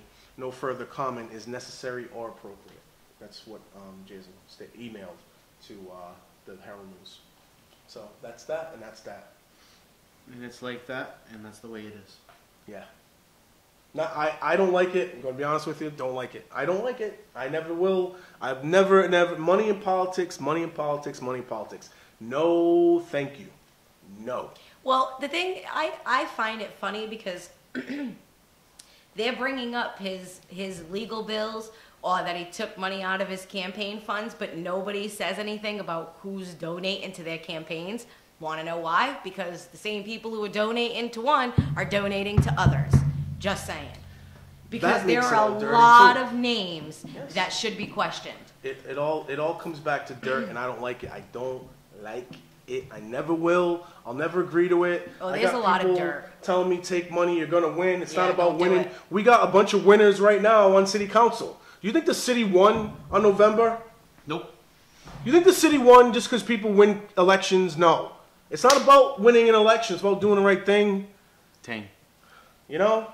But it's lost on people. I know I'm getting angry over here. It's lost on people. I just can't. I see Leo. That's all I get. Ting. Every time now, it's gonna be Leo again. I can play a song by Shabba Ranks called Ting-a-ling-a-ling, if that makes you feel good. I can do that. I think that should be our opening. We should get him saying, "Do the right thing." Listen to City Talk. What we need to do is we need to get we need to get like a sound bite of Leo saying ting, and every time they say ting-a-ling, you have Leo saying ting, and then you have the rest of the song. I'm serious. I think that would be the greatest freaking thing Ting ever. tings. That's what what Bill's grandson calls little short hairs. He calls them ting tings. Moving on. I'm sorry, I'm reading something. Thank you to What my are friend you who is doing? sending me stuff in the inbox right now. My goodness gracious. Oh, Lord. I can't see, so. Oh, Lord. Wow. Yeah. Wow. Oh wow. Yeah. Oh, you can't. Can you see that? I can't see that. I'm not gonna do anything. I'm just gonna look at it, and that's that. Yikes. No. This was a long time ago. No. Today. Oh yeah. That same thing, Oh, this that was- same thing, that was- just about, that was two was a long time ago too. Oh, okay. Well, whatever. Wow. It could have been another one, you know what I Whatever, mean? man. Maybe they say the same thing. Because I'm sure I've been repetitive. Wow. Whatever. I don't know. I don't care. Whatever. Yeah. That's just a wow, I wow, can't. wow. So I was sent something in the inbox. I apologize to the 3 listeners that are listening to the show right now. Oh, we got 3. That's great. Yeah, it's a beautiful world we live in. I love that. So as far as any news that's coming up now, well, you know, the investigation.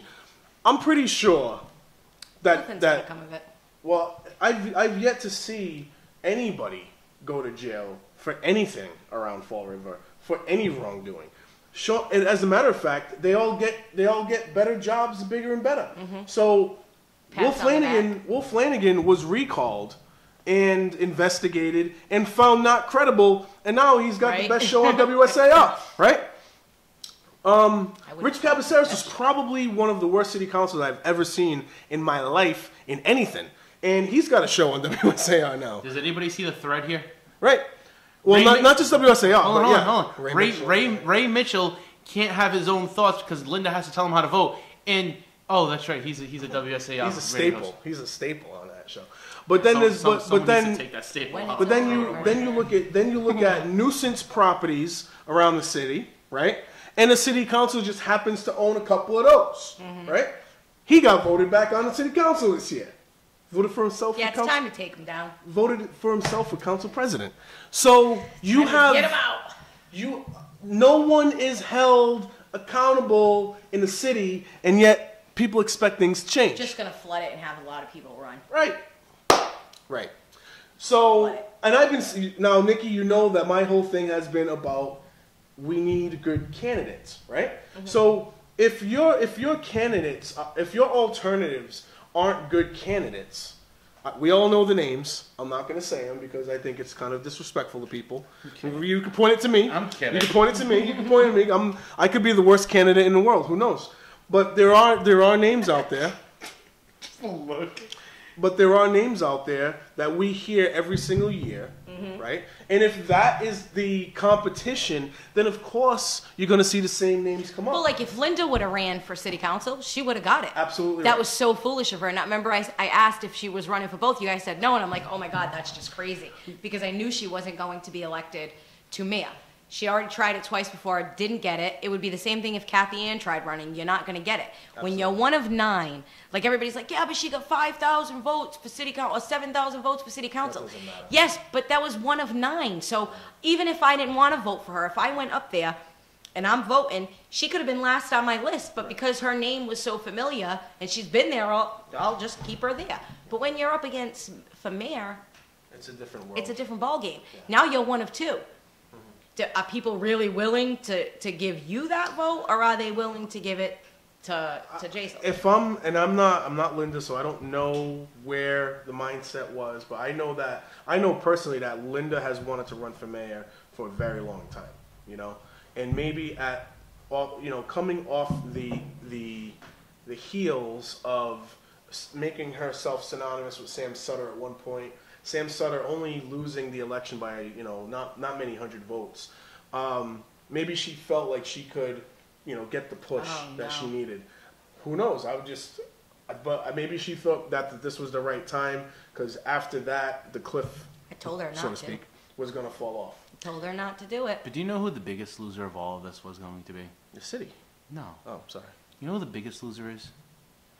Dan Rigo in his promised position of chief of staff. I'm so glad, because I thought I didn't even think about him. He wasn't even in my chief of staff. My vision. Chief of staff.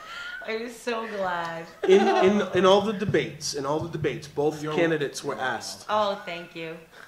Both candidates were asked, what position would they get rid of if they could get rid of a position. Both candidates agreed that it would be the chief of staff position. Mm-hmm. And Jazel's campaign, his administration, has went through many chiefs of staff. However, he did, I don't know if it's 100% official yet. Yes, it is. But, or is it now? So Jen Andrade was chosen to be the chief of staff. Now, I know Jen, I think most of us know Jen. Mm-hmm. She's already been acting as a chief of staff for the past 2 years anyway. So it was the right thing to do. Mm-hmm. So I think that it's kind of like it definitely contradicts what he said in the campaign, but it actually does make sense that she would be named that, since she's doing that work anyway. Mm-hmm. She's been doing that work. No matter who was there, Chris Perreno, Mike Hoare, Jen was the person, and Jen's a point of contact for a lot of things anyway. She's always been. Anyone who knows that whole situation. Well, you would think that the person who was in charge of the campaign that won the election would probably be the chief of staff. I mean, that kind of, to me, would... Yeah. And she does the work. I know firsthand that she does the work. So, congrats to Jen for that. I don't care who wins, as long as they do the right thing. I want everybody to do, I really do. I just want them to do what's best for the city as a whole. I just can't... I mean, that's the ultimate hope. The ultimate hope is Starry-eyed dreamer.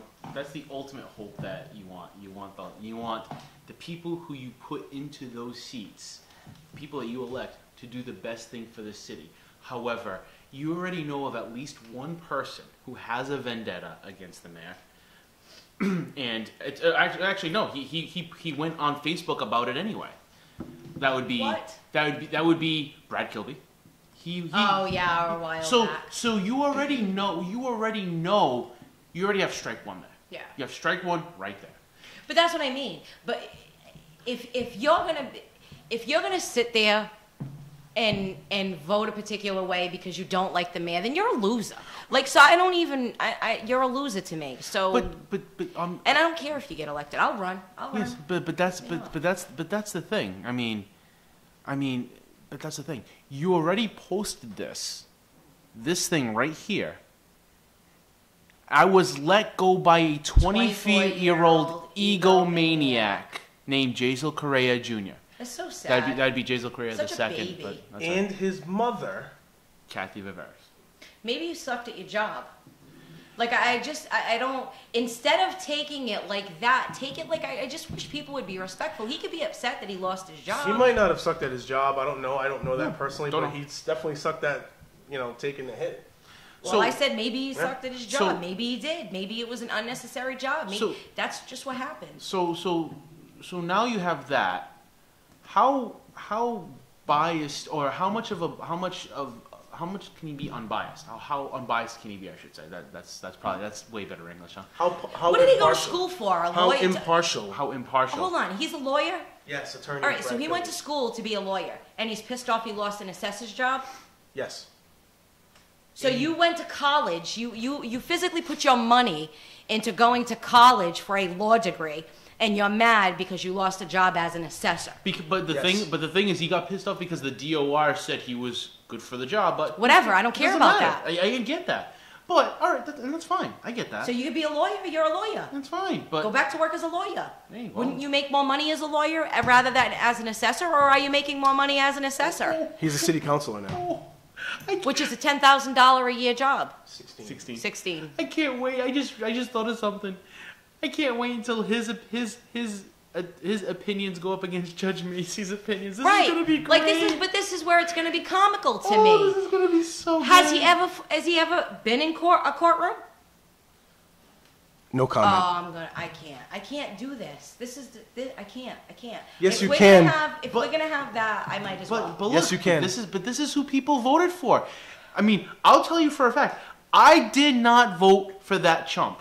I did wouldn't not. vote for him. I had him as a substitute teacher. I just wouldn't. I wouldn't vote for him because I knew that post would come back and he would never be biased. He would never be impartial. So therefore, that automatically disqualified him from any potential of him getting any one of my votes. I honestly think I voted for. Wait, I gotta think. 1, 2. So we have 3. more city councilors with a vendetta. It's not. I think I voted. Kadim's got I the think vendetta. I used 5 of my marbles for city council. Shout out to Mike D'Alvera. Hashtag necessary. I used 9 of my marbles. I used 5 of my marbles, and I'm very happy. I wrote in though, yeah. Oh no. I voted for 3, and I wrote in 2, and because there was no. I mean, I could have wrote myself in, but I found it more comical the fact that I voted for Celio's dog as city council. Yeah. Because I think he would do a better job than some of those people. Way to take it seriously, Derek. I did because I think he would do a better job than Steve Camara. Well, sorry. Wolf. I would rather listen to Celio's dog than Steve Camara. So the other situation, it's not really, I don't know if it's a big story. I think it's going to be a bigger story come 2018 now, but the zoning board and the billboards, the situation there, that could end up being something. You see a former mayoral candidate, Joe Cavallo, getting involved and wanting nothing to do with these billboards coming to Fall River. What's your take on that, Nick? I know nothing about the billboards other than the last thing I know about billboards was Will Flanagan's face on Moses Repose's building. What? No. He's no longer with us. May that rest in peace. So, out of curiosity, what was his complaint about that?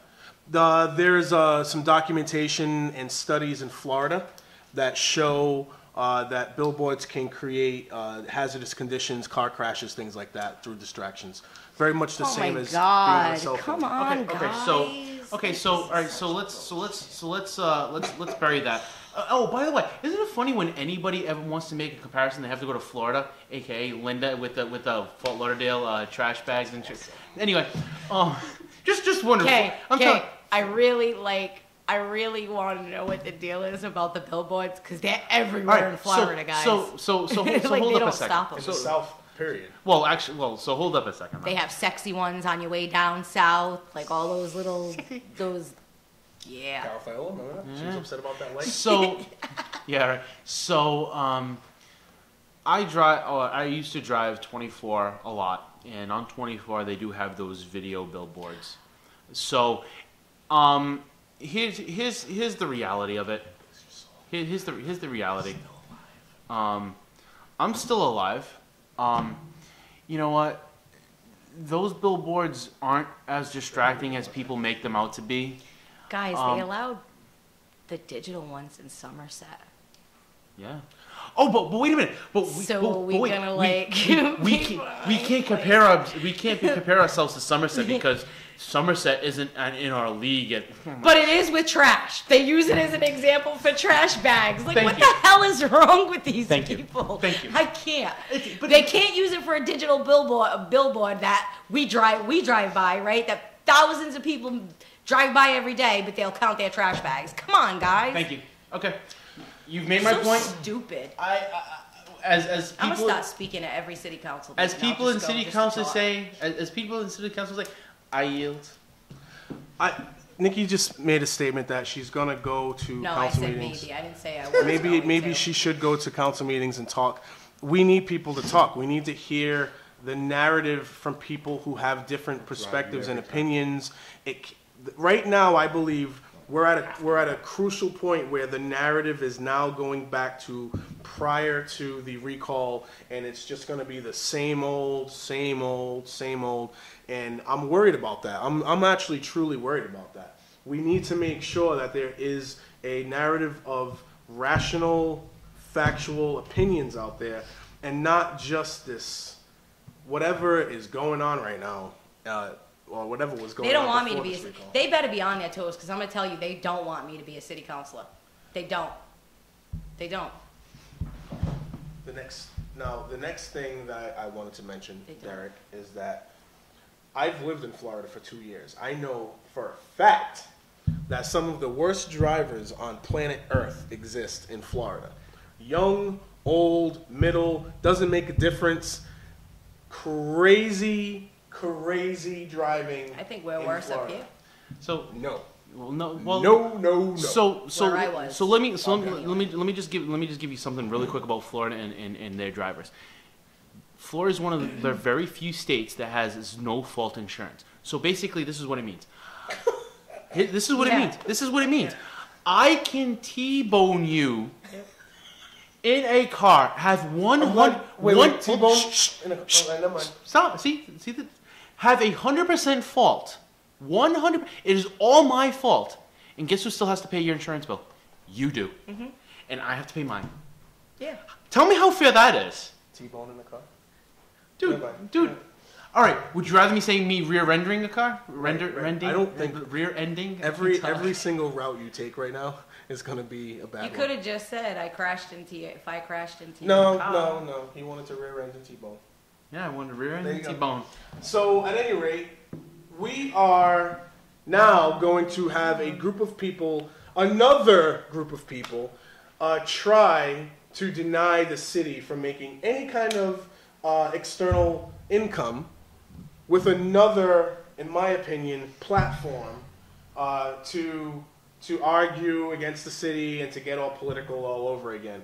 The truth of the matter is, if you are going to oppose every single way that our government is going to try to bring money into the city, then there's only one other way they're going to go. It's the only way that they approve over and over and over again is an increase in taxes and fees and illegal taxes. That's the only way they do it. But yet everybody complains. Oh, we're getting taxed so much. Well, hey, guess what? We just had a thought about getting $75,000 and over $25,000 a year from this contract that we know will never see the light of day. So we're gonna get free $75K. Okay, that's one. We have the billboards, which I believe is I want to say it's a $15 million upfront. I forget how much it is, and then we recoup I want to say $600,000 a year. So let me just throw the numbers out there real quick for you. It's purportedly going to generate $10 million to $15 million upfront in lease agreements with a projected annual revenue stream of $650,000 to the city for the next 20 years. So unless I do my math incorrectly, that's $13 million over the next 20 years that we're going to be getting in revenues. So if you add that to the 10 to 15 million from upfront lease agreements. Hold on. To generate, so that is going to be $23 to $28 million coming in over 20 years. I can't. I just can't with the stupidity of our city councilors. I can't. I really can't. So it bothers me so much. So now we're going to turn away any kind of revenue based on this. We have to give, in my opinion, people the benefit of the doubt that they're not going to be completely helpless to the situation. They can drive on a highway past a billboard and not crash their car. I believe in you, Fall River. There are signs up on every highway that tell you where you're going. Why is a billboard any different? Because it's going to distract you. Because we all. No, it's this game that they play. That's all this is. I know this. No, but this is what they're going to say. It's a distraction. It's gonna keep changing. The lights are gonna screw with you at night. Stop. Who's going to get credit for bringing the city millions and millions of dollars Jazel. over the That's next exactly 20 what the years? problem is. It's Jazel. That's why. Yeah, we all know. Our city councilors want to do things like bring a fountain in. They wanted to bring up some lights down at the Battleship Cove, light it up, right? Hey, the water works, whatever the hell it was called. What was it called there? The water fountain thing. The water with all the little lights. They wanted to spend millions on that, but they ain't bringing in no billboards. We cannot have billboards. We want everybody to see what's in the Taunton River light up, right? We can light the Taunton River up, but we can't have a billboard on the highway. Goodness, what was that video? I almost fell out of my chair laughing in council chambers when I saw Kathy. The water fountain thing, the fountain fizz. That might have even been Flanagan or Sutter. It was one of them two. It was one of them two. The water. It's not Waterways. I keep saying Waterways. I can't. I want to find the name of it though, because it was a funny name. You remember they did the whole. They had a show. That's why I said. They showed us a video of what it was going to look like. I almost fell out of my chair laughing Different at colors. the video, man. Yeah, man. The water fountain, lights on the water. It's so ridiculous. It's called Water Fire, Lights on the Water. No, it was supposed to be something that was going to rival. Yeah. The water Rival the water fire, yeah. People were going to pour into Fall River to see the water light up because you can't see it from Somerset. Are you kidding me? You can't see it going over the bridge. You can't see it from Somerset. Right now, like we're putting, what's the saying is we put a lipstick on a pig, right? Yeah. So we have to, and I think that Jazel has done some things to make the city more attractive by taking care of some, structural things within our government. Properties, right. too. That's one thing too. So this would help, in my opinion, improve the city if we're able to responsibly use this money in a good way and it doesn't just go straight to someone's pocket, But what do I know? So what you're saying is you're finally stopping the whole kicking the can down the road thing and you're going to finally pick it up to recycle it. Well, streamlining has destroyed that. Only China is no longer accepting our recycling. Yeah. So the streamlining process is completely done. So now that just means the can Yeah. got bigger and the foot got smaller. That's all that means. Not bad, right? So, Okay. what do you mean? Yeah, that's just you. That's not. Yeah. So as far as any other stories, I wouldn't kick a can that my foot couldn't kick. That just kind of seems silly. Uh-huh. Yeah. Sure. Bigger can, smaller foot. I wouldn't kick it. So all I'm saying is that the can got bigger and the foot got smaller, and they're gonna try and still kick it. Well, then they'd be stupid. Because why would I want? Really? Seriously?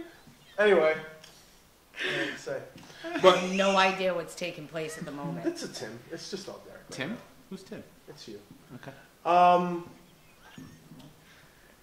On New Year's Day, I believe it was New Year's Day or New Year's Eve. Actually, it was New Year's Eve. I'm looking at the bottom here. But on Rodman Street, 1545 Rodman Street, there was a fire. And it was ice cold that day, too. It was freezing out. Mm-hmm. They had a fire, and it was a 3-story building. Fortunately, nobody got hurt. Several people that fell, it said, though several people fell on the ice that covered everything in the street. Red Cross was called to help the displaced residents find shelter for the night. So that was good. The call came in just about 9 p.m. I think I saw the situation myself at about 11, and I started to share. They immediately put up, one of the families immediately had the GoFundMe page. Mm-hmm. And they raised a lot of money, fortunately, for that family. And I had a lot of people in my inbox offering to give clothes and furniture and things like that. So I was very fortunate that people were able to raise up money to help this family out. And hopefully the other families in the other apartments are also getting the help that they need. So yeah, that was another story that kind of popped up when I was looking through stories of the year of 2017. And maybe what we can do is down the road check in on how the family's doing. One of the parent of the family actually sent me a message on Facebook today thanking me for sharing their GoFundMe page. It's the least I can do, but I mean, fortunately there was a lot of people out there that contributed to it. And we'll see how they're doing in maybe a month or so, just to get an idea or an update as to how they're doing. So, but it was unfortunate though. You still read it? Yeah. Well, I'm not really reading it. I can't really see. So we got last 10 minutes here. Is this where we talk about? Is this where we go back to the sports talk now? Well, first of all, thank you everyone for listening. If you're here to listen to what we have to say about city topics, that chapter is now closed.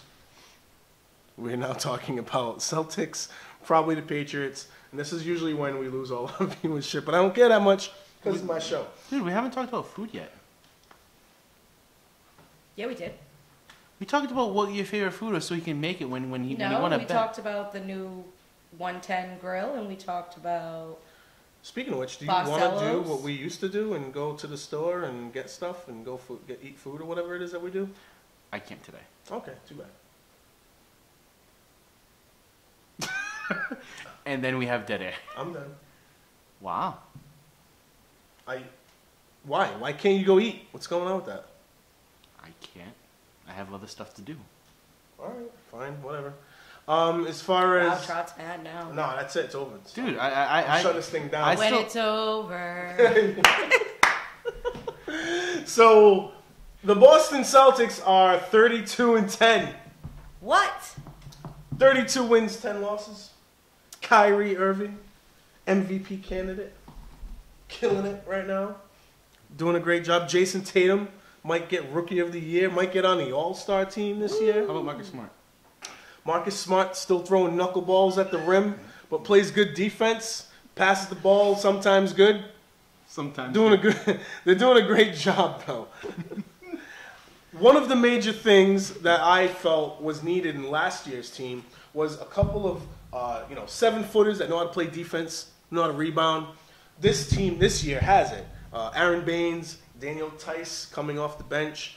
They got big guys that know how to play big, and that has been the biggest difference because now Al Horford is able to play off the ball, roam around, play really good defense. Team's playing well. Even Terry Rozier is coming off the bench and scoring almost 10 points a game. Very, very good team. I'm liking what I'm seeing right now. What do you think? Do you think there's a potential that Hayward's going to come back? Hayward is looking at March to April to possibly come back to the court. Could you imagine? His leg looked like a pretzel.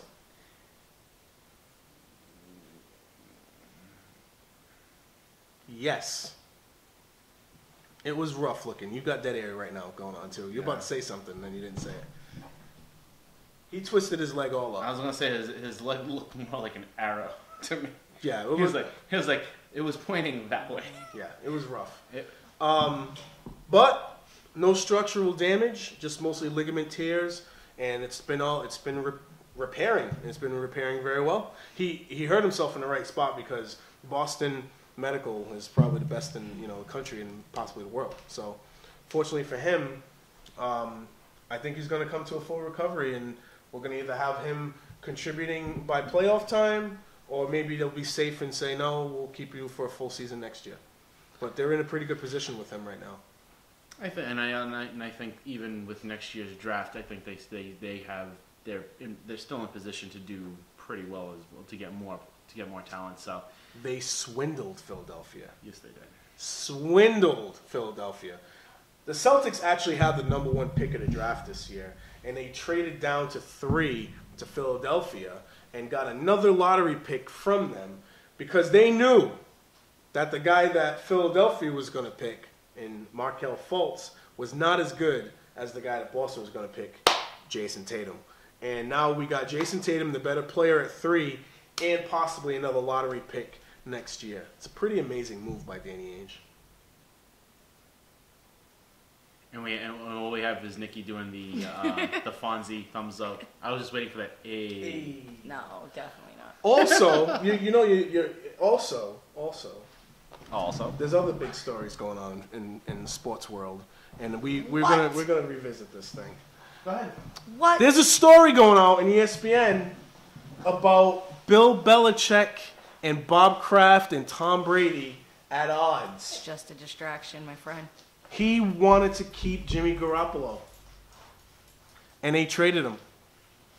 And there's news that now Bill Belichick might go to the Giants Not next going year?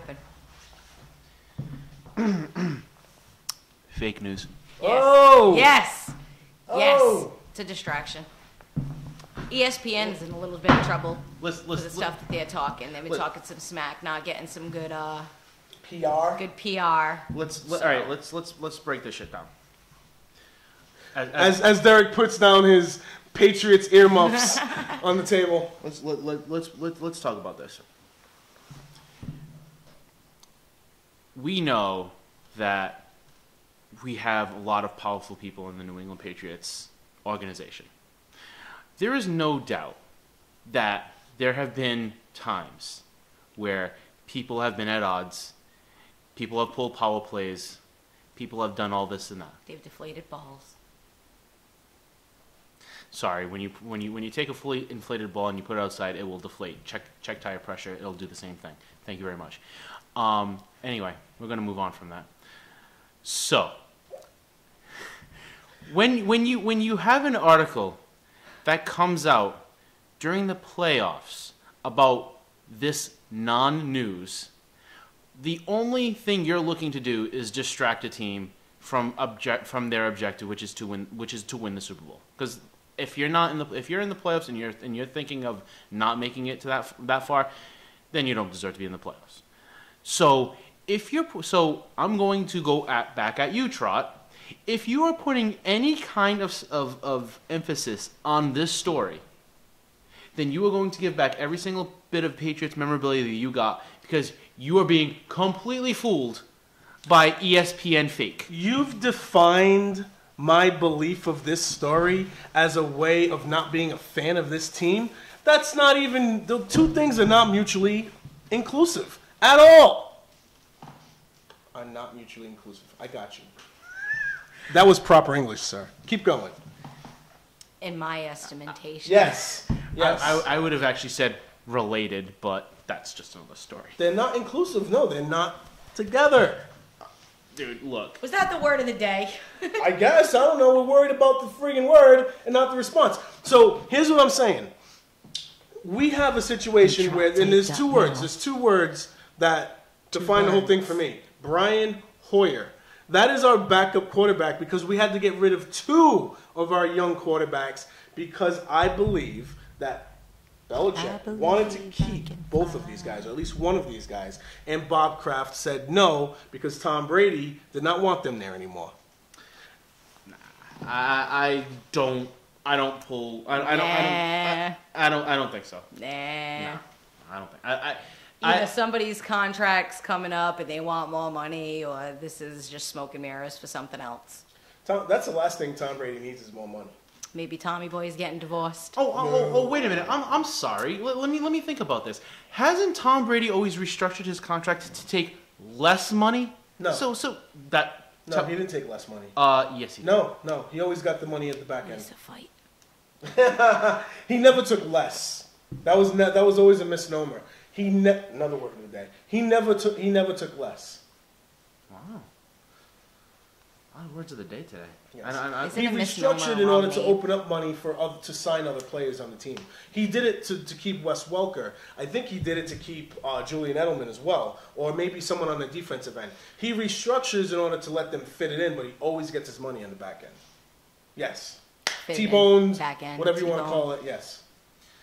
Do you have a word of the day calendar? He does somewhere. That you're dying to use all these words with now? Well, He's going to catch up. We haven't seen him in a few months. I was going to say, I think that I need to make sure that I'm on my game, so that way when we do have a discussion, we're not talking about how wrong I'm saying things, and actually the actual discussion of the topic.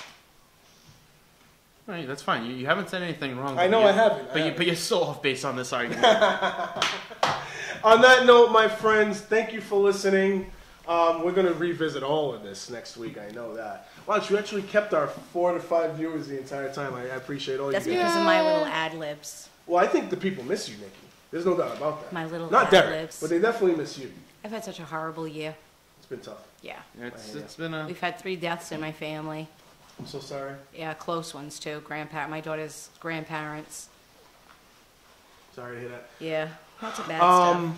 So yeah, hoping that 2018 is better for a lot of people. It's been up and down, all the way up and down the line. As far as the politics go, you know, I think it's the same old, but maybe they surprise me. Maybe they do things that I don't think do things to personally benefit them. But hopefully we'll see it. Hopefully we'll see what we're hoping for, and because if they succeed, we do too, right? That's how it goes. That's gonna be my song if I run too. Then you know the song. I'm running and running. Have yourself a great day, everybody. Have a great